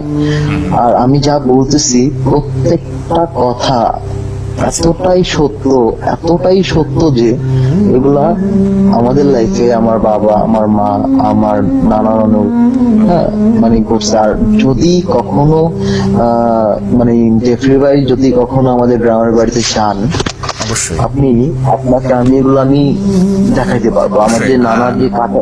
আসিফ ভাই একটা কথা বলি, আপনি বোধহয় জানেন না, এখন আবার আমাকে অবগত করি। আমরা অলরেডি গত এপিসোড থেকে আমরা একটা ইনভেস্টিগেশন টিম বানাচ্ছি, হ্যাঁ, যেটা হচ্ছে লাইক যেগুলা খুবই মানে অ্যাবান্ডন্ড এবং খুবই হন্টেড জায়গা, যেগুলোতে অলরেডি প্রুফ আছে যে হ্যাঁ আমরা যদি ভিজিট করি তাহলে কিছু হওয়ার পসিবিলিটি আছে। আমরা টিম বানাচ্ছি এরকম একটা। সো আমাদের দর্শকের বা আমাদের শ্রোতা বন্ধুদের যদি আশ্বাস পাই বা তারা যদি চায় যে আমরা আসলে করি এবং দে ওয়ান্ট ওয়াচ দ্যাট, দেন আমরা অবশ্যই এক্সিকিউট করব এবং আমরা অবশ্যই সফরে যাব, মানে এক্সপিরিয়েন্স করতে যাব যে আসলে এটা কোনো হয়টা কি, আমরা বের করতে যাবো জিনিসটা। হ্যাঁ, আমি আপনাকে কিছু হন্টেড হ্যাঁ, হাউসের লোকেশন দিতে পারি। হ্যাঁ, অবশ্যই অবশ্যই আমরা অনেক বেশি কৃতজ্ঞ থাকবো, কারণ আমাদের এরকমই প্ল্যান যে বিভিন্ন জায়গায় জায়গায় গিয়ে হন্টেড এরিয়াগুলো মানে পুরোপুরি ভিজিট করে আসে এবং 100% কোনো না কোনো এভিডেন্স নিয়ে আসা যে আসলে সেটা হয়। যদি আমি আপনাকে প্ল্যান দেই, আপনারা যেহেতু আপনারা খুব ভালো একটা প্রোগ্রাম শুরু করেছেন, ভৌতিক কথা আমার কাছে খুব ভালো লাগে। তো দেখা গেছে প্ল্যান, আমি ঘটনাটা আগে শেষ করি, আমি আপনাকে বলতেছি। একটু শর্ট করে বলবেন ভাই, কারণ আমাদের আরেকজন গেস্ট বসে আছেন। ওকে, হ্যাঁ অবশ্যই অবশ্যই। ওকে।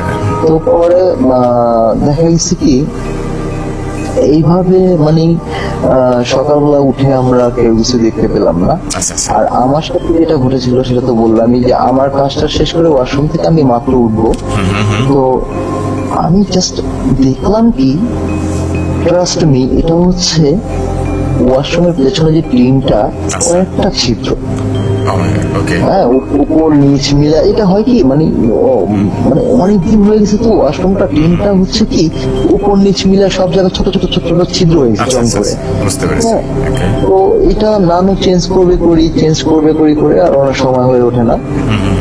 তো দেখলাম কি, ওই যে জিনিসটা বললাম যে চেস্টের উপরে আপনার আই, হ্যাঁ ওকে, চোখটা, তো ওই সেম জিনিসটা জাস্ট ওইখানে দাঁড়ায় আছে। ও মাই বাথরুমের গড, মধ্যে, বাথরুম বাইরে, রাইট? হ্যাঁ বাইরে বাইরে ও বাইরে, মাই গড, পেছন আসলে দিকটা। জিনিসটা খুবই স্ক্যারি, যেটা বুঝতে পারছি। হ্যাঁ, আমাদের যে আমড়া গাছটা, বিশাল বিশাল আমড়া হয় এক একটা গাছ, ওই গাছটায়, হ্যাঁ জাস্ট আমি দেখলাম যে ওই জিনিসটাই জাস্ট ওইখানে দাঁড়ায় আছে। ওকে, হ্যাঁ, এটা কিন্তু নানুর সাথে ঘটার মোটামুটি মানে তখন তো আমি ঢাকায়, আমি তার 6-7 মাস পরে গ্রামে গেছি, আমার সাথে ঘটলো কেন, আমি তো এটার কোনো ব্যাখ্যাই পাইনি আজও অবধি।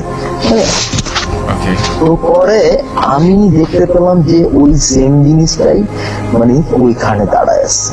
ওকে, আমি পুরো ঠান্ডা হয়ে গেছি, মানে আমি জাস্ট কোনো কথা নাই, টুপি নিয়ে আমি নানা বাইরে চিৎকার একটা দিয়ে নানাবার হাতটা ধরে জাস্ট আমি করে, যেহেতু আমার ওয়াশরুম থেকে আমার রুমের ডিস্টেন্স খুব একটা দূরে না, 5-6 হাত দূরে, আচ্ছা হ্যাঁ আচ্ছা আচ্ছা, আমি জাস্ট ঠপ করে ঘরে ঢুকে পড়লাম। ওকে, তো জাস্ট এই যে মানে আমাদের কাচারি ঘরে বসতে হয় কি, ছাড়া ভিটা আমাদের এখানে, এটা আমাদের জায়গা না, পাশে হচ্ছে আরেকজনের জায়গা, ওটা বলে ছাড়া ভিটা। ওই জায়গাটা বিক্রিও হয় না, ওই জায়গাটাও কিনেও না, হ্যাঁ ওই জায়গাটা ওইভাবেই পড়ে আছে অরক্ষিত অবস্থায়। তো ওই জায়গাটা আপনি সন্ধ্যার পরে, অনেক রাত লাগবে না, সন্ধ্যার পরে জাস্ট বসলে আপনি বুঝতে পারবেন, আমাদের ওই কাছারি ঘরে বসলে আপনি দেখতে পারবেন যে আগুনের গোলাগুলা কিভাবে লাফায়।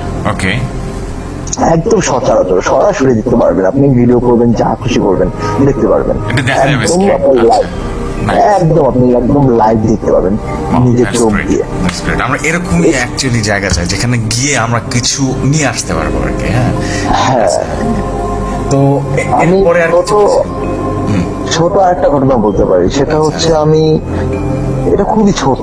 আচ্ছা আচ্ছা বলেন। এটা হচ্ছে মিরপুর শহীদ মিনারে, আপনি আসছেন কিনা আমি জানি না, বুদ্ধিজীবী শহীদ মিনার। হ্যাঁ, এই মিরপুর বুদ্ধিজীবী শহীদ মিনারের ঘটনা এটা। আমরা তখন হচ্ছে আমাদের একটা সাইকেল, ছোটবেলা বন্ধু বান্ধব থাকে না, সাইকেল তো থাকেই, হ্যাঁ তার মধ্যে হচ্ছে আপনার আমার সব থেকে ক্লোজ ফ্রেন্ড ছিল কাজল। হ্যাঁ, কাজল ছিল আমাদের যে কাজলদের ব্যাপারটা একটু বলে রাখি। কাজল আমাদের যখন মিরপুর জায়গা ছিল, তো তখন হচ্ছে কাজলের নানা উনি হচ্ছে রিক্সা চালাতেন। ওকে, হ্যাঁ, তো কিভাবে উনি স্বাধীনের পরে এখানে একটা জায়গা টায়গা কিনে টিনে বাড়িওয়ালা হয়ে গেলেন আর কি। হ্যাঁ, আর আমরা যে ওনাদের উপর লেভেল ছিলাম, তো আমার দাদা হচ্ছে এখানে যে জায়গাটা ছিল এই জায়গাটা বিক্রি করে উনি বাড়ি করে বাগেরহাটে। আচ্ছা আচ্ছা, ঢাকাতে ওনার ইয়ে ছিল না তখন, গাবতলীর অবস্থা খুবই বাজে ছিল। আচ্ছা আচ্ছা, তো তারপর যাই হোক না কেন, তারপরে হচ্ছে আমি ওই যেহেতু ওর আব্বা হচ্ছে কাজলের মামারা হচ্ছে আমার আব্বার ছোটবেলার বন্ধু বান্ধব, হ্যাঁ, এই সুবাদে কাজল তো আমার ফ্রেন্ড হয়। আচ্ছা তো কাজল আমি খুব ভালোবাসতাম, একটু একটু মোটু সুটু ছিল তো, একটু নাদুস নুদুস ছিল তো, ওই দেখা গেছে আপনার খুব মজা করতাম ওর সাথে আমরা। ওকে হ্যাঁ, তো তখন দেখা গেছে কি আমরা হচ্ছে নতুন নতুন হচ্ছে 2000 কত হ্যালো, আসিফ ভাইকে মনে হয় আবার হারিয়ে ফেলছি আমরা। বন্ধুরা একটু ওয়েট করবেন, আমরা লাস্ট ঘটনাটা শুনি, এরপর আমরা মনির ভাইয়ের কাছে ফিরে যাব। যাই হোক, আমরা আবার কল করছি, দাঁড়ান। হ্যাঁ, আসিফ ভাই শুনতে পাচ্ছেন? হ্যালো, হ্যাঁ হ্যাঁ আমি শুনতে পাচ্ছি, জি হ্যাঁ জেফরি ভাই শুনতে পাচ্ছি। ঘটনাটা বলেন তাহলে আমরা। আচ্ছা, ঘটনাটা হচ্ছে কি, তো আমার ফ্রেন্ডের সাথে হচ্ছে আমরা জেফরি ভাই, আপনি কি আমাকে শুনতে পাচ্ছেন? জি জি জি, আমি শুনতে পাচ্ছি, বলেন। হ্যালো, আচ্ছা, তো হ্যাঁ আমরা তখন হচ্ছে কি 2005 পড়বে, তখন আমরা হচ্ছে সিগারেটটা মোটামুটি আমরা 1-2 টান দেওয়া শিখতেছি আর কি, ওকে ঠিক আছে। ওকে তো আমরা প্ল্যান করতেছি, যেহেতু আমরা মোটামুটি ছোট, তো আমরা এইভাবে তো আসলে মহল্লার ভিতরে সিগারেট খাওয়া যায় না, আমাদের সিগারেট খাওয়ার সবচেয়ে সেফটি জায়গা হচ্ছে বুদ্ধিজীবী শহীদ মিনারে গিয়ে লুকায় চুকায় খাওয়া। আচ্ছা আচ্ছা, হ্যাঁ হ্যাঁ হ্যাঁ, তো আমরা 5-6 জন বন্ধু বান্ধব মিলে আমরা চলে গেলাম সিগারেট খাইতে। হ্যাঁ, মানে আমরা যে বেচটা ছিলাম আমরা খুব ভদ্র ছিলাম, শুধু মানে একটু সিগারেট খাওয়াটা শিখছিলাম নতুন, এটা খুব মজার বিষয়। যাই হোক, বাদ দিই, বাই দ্য ওয়ে। আচ্ছা আচ্ছা, তো পরে হচ্ছে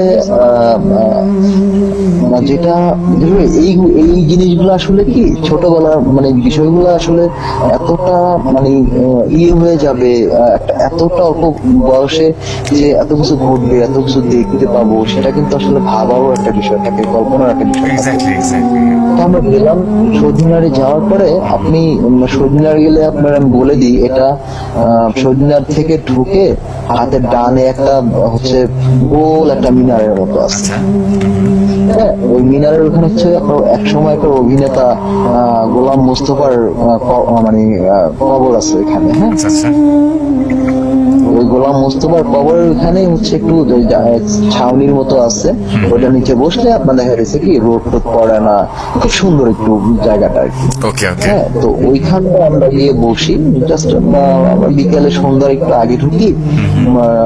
আমার মোটামুটি তখন হচ্ছে মাগরিবের আজান দিচ্ছে হচ্ছে তখন 7টার একটু আগে আর কি। ওকে, হ্যাঁ, হ্যাঁ হ্যাঁ, তো আমরা সিগারেট খাইলাম, সিগারেট খেয়ে আমরা বন্ধু বান্ধব মিলে 5-6 জন মিলে গল্প করতেছি। ওকে, তো গল্প করতেছি, এর মধ্যে হঠাৎ করে ধুম করে, কোনো কথা নাই বার্তা নাই, মানে ঝুম বৃষ্টি, ওকে, মানে মানে আসে না একটা বিষয়, না একটা আবহাওয়া থাকে। হ্যাঁ, এরপর মানে একটা আভাস থাকে যে বৃষ্টি আসবে, ঝড় আসবে, একটা আভাস থাকে। কোনো আভাস নাই, কিছু নাই, হুট করে মানে গুড়ি গুড়ি বলবো না, বড় বড় বৃষ্টির ফোঁটা। ওকে ওকে, হ্যাঁ, জাস্ট 1 মিনিটের মতো পরে জাস্ট থামধুম করে বৃষ্টি পড়া শুরু হয়ে গেল। ওকে, হ্যাঁ, আমরা তো যে যার মতো বসে বসে, আরো ঠান্ডা বাতাস লাগতেছে, যে যার মতো বসে বসে হচ্ছে আমরা সিগারেট নিতেছি, মানে একজন টানতেছি। হ্যাঁ, তখন হচ্ছে আমরা কি বলে, আমি তো সিগারেট কিনি নাই, আমার বন্ধু বান্ধব তখন হচ্ছে আপনার এই সিগারেটটা সবচেয়ে বেশি চল ছিল হচ্ছে আপনার সিজার নামে একটা সিগারেট ছিল। আচ্ছা আচ্ছা, তারপর হ্যাঁ, আমরা সিগারেটটা একটার পর একটা নিয়ে শুধু সবাই মানে টান দিতেছি আর ছাড়তেছি।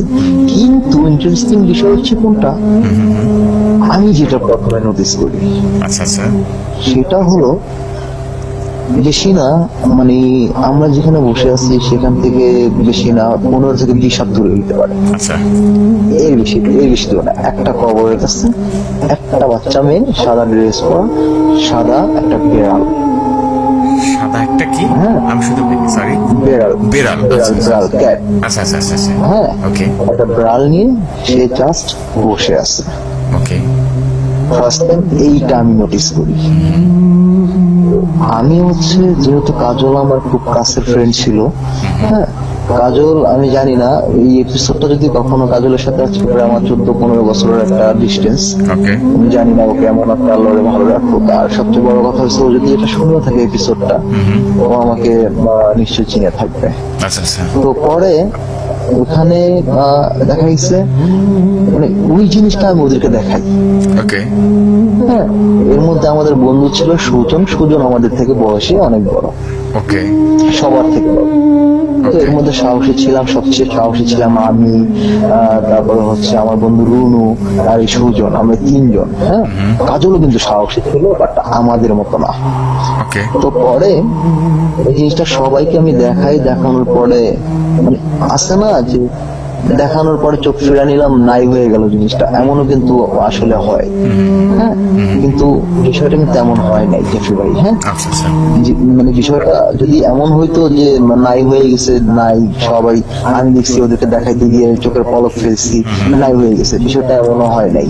জাস্ট ওরাও তাকাইছে, ওরাও দেখতেছে।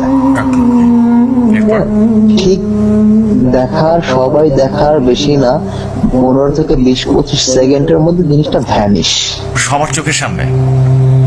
সবার চোখের সামনে জাস্ট ভ্যানিশ হয়ে গেল। Oh my হ্যাঁ। God, okay. আমরা তো এই বৃষ্টিতে, জেফরি ভাই, আমরা এই বৃষ্টিতে বের হইতে পারতেছি না ওই ভয় নিয়ে। আমরা এতটুকু জানি যে আগুন থাকলে ইনশাল্লাহ কখনো কিছু আসতে পারবে না। আর এটা সেদিন এটা হয়তো বা আপনারা না বলতে আমাদের চাচ্ছেন যে জিন বা যেটাই থাকুক প্যারানর্মাল, সেটা কোনো একটা মানে পশুর আকৃতি ধারণ করে আসছে, এরকম কিছু। আই ডোন্ট নো, কিন্তু ওইটা তো একটা মানুষের শেপ ছিল, আর বিড়ালটা তো আসলে একটা বিড়ালই ছিল। আচ্ছা আচ্ছা আচ্ছা ওকে হ্যাঁ, একটা বাচ্চা ছিল, ধরেন আপনার মেবি 8-9 বছরের একটা বাচ্চা ছিল, সাথে আর একটা সাথে একটা সাদা একটা বিড়াল, একদম সাদা ফকফকে দুজনেই দুটাই একবারে গায়েব হয়ে গেল আপনাদের চোখের সামনে। গায়েব হয়ে গেল চোখের সামনে থেকে। তো আমরা ভয়ে আমরা ওখান থেকে বের হইতে পারতেছি না। এর মধ্যে হচ্ছে কি, আমাদের আরেকটা সার্কেল ছিল, যেটা আমাদের মানে আছে না ছোটবেলার ব্যাপারটা, এন্ট্রি সার্কেল থাকে না। হ্যাঁ, তো এর মধ্যে আমাদের এন্ট্রি সার্কেলের 2-3টা পোলাপান সাইকেল নিয়ে, ওই যে ছোটবেলা ছোট সাইকেল চালাইতাম আমরা। আচ্ছা আচ্ছা হ্যাঁ, ওই সাইকেল নিয়ে ওরা কোথা থেকে থাম করে চলে আসলো, এসে বলতে চাই তো এখানে কি করিস, বলে বৃষ্টিতে ভিজতেছে, পেঁচাল টেচাল করে জাস্ট চলে গেল। হ্যাঁ, চলে গেল। কিন্তু আমরা তো মানে ওরা আসলো, কথা বললো, একটু সাহস পেলাম। আমি জানি না আদৌ ওরা কি মানুষ নাকি, আমার ঠিক জানা নাই। It's very very interesting. তো এই ছিল ঘটনা, হ্যাঁ। তাই না? আচ্ছা না না, এটা না, এখানে যদি শেষ হইতো তাহলে ভালো হইতো। আচ্ছা আচ্ছা আচ্ছা হ্যাঁ। হ্যাঁ, সামনে যেটা হইছে সেটা হচ্ছে সব থেকে মোস্ট ইম্পর্টেন্টলি ডেঞ্জারাস। আচ্ছা আচ্ছা সেটা হচ্ছে আমাদের ঠিক সামনের ডিকিতেই, মানে কি বলে, ওই যে যেটা বললাম যে উপরে একটা লাল, আপনি সত্যি মিলানে গেলে দেখতে পাবেন একটা লাল একটা গম্বুজের মতো একটা আছে, মোস্তফার কবর ওই সাইডে। হ্যাঁ, তো এইখানটায় একটা তাল গাছ আছে। ওকে জেফরি ভাই, ওই যে তাল গাছটা আপনি বিলিভ করতে পারবেন না, ওই তাল গাছটা থেকে সরু হয়ে জাস্ট একটা সাদা একটা কাপড় নেমে আসছে।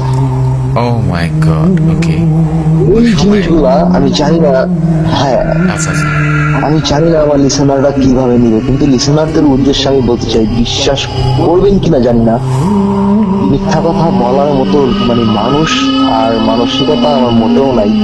যেটা ঘটছে, আমি এই ঘটনাগুলা আমি ভূতে ভেবে আমি অনেকবার পাঠাতে চেয়েছি, কিন্তু আমি কখনোই পাঠাইনি। আচ্ছা হ্যাঁ, কারণ কি পাঠাইনি, এই কারণেই যে নিজেরও একটা কি বলে একটা বিষয় আছে, সবকিছু মিলায়।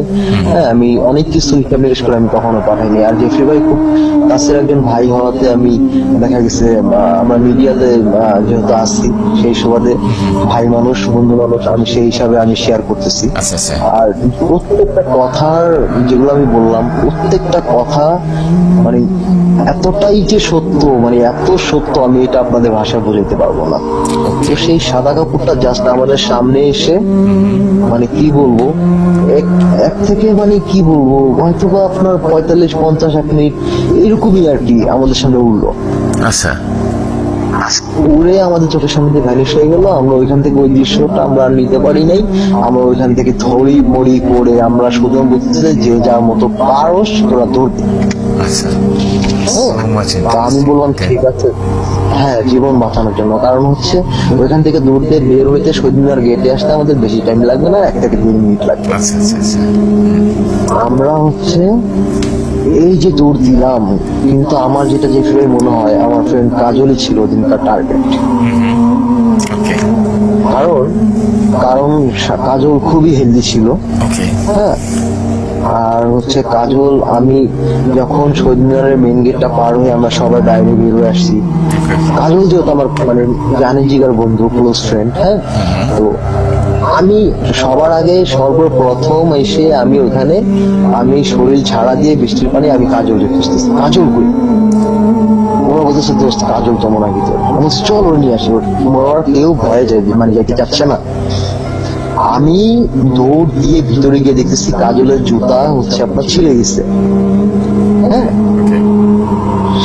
সে জুতার বেল্ট ঠিক করতেছে। ও মাই গড, আমি বলতেছি কাজল তুই চল জুতা ঠিক করবি পরে, আমার কথা শুনতেছে না। পরে সে মোটা মানুষ তো, আমি আমি একটু মানে সিক ছিলাম ওর থেকে অনেক, তো শুকনো ছিলাম। তো পরে ওরে আমি জানি না আল্লাহ কোথা থেকে শক্তি দিচ্ছে, আমি ওরে এমন ভাবে হাতটা ধরে টান দিয়ে আমি নিয়ে আসলাম, দৌড়াইতে দৌড়াইতে বাইরে নিয়ে আসলাম ফাইনালি। মানে ইনশাল্লাহ হয়তো আল্লাহর মতো আমরা সেদিন আমি জানি না আমাদের সাথে কি ঘটতো, কাজলের সাথে হয়তো অনেক কিছু ঘটতে পারতো, আল্লাহর রহমত ছিল তো সেজন্য কিছু এই ছিল ঘটনা আর কি। অনেক ঘটনা আছে। আরেকটা ঘটনা আমরা অবশ্যই শুনবো, বাট এই এপিসোডে না, নেক্সট এপিসোডের জন্য আমরা রেখে দিচ্ছি।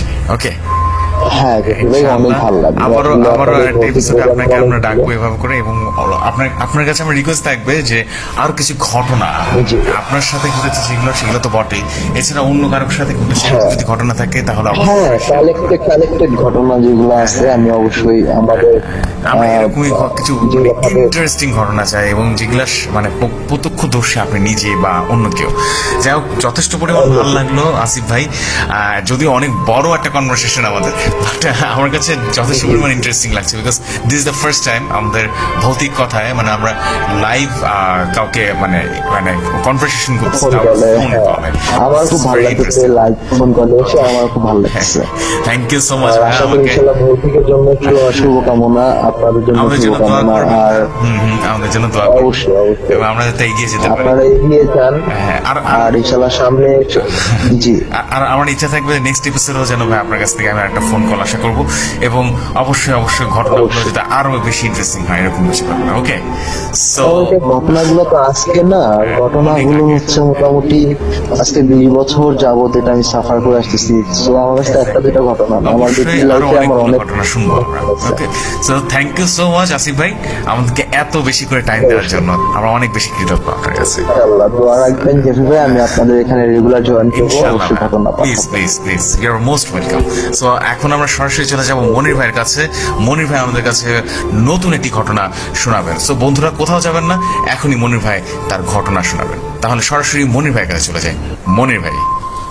ধন্যবাদ জাফি ভাই। দ্বিতীয় ঘটনা যাওয়ার আগে আসলে একটু যদি বলে নিই, গতকালকের ব্যাপারটা আবার একটু টানতে হচ্ছে। গতকালকে আমরা যে ফয়সাল ভাইদের বাড়ির বিষয়ে একটা কথা বলেছিলাম, জি, এবং সেটার ইন ফিউচার, অর্থাৎ ওরা এখনো তো ওখানে তো এখন বাড়ি করার প্ল্যান করতেছে।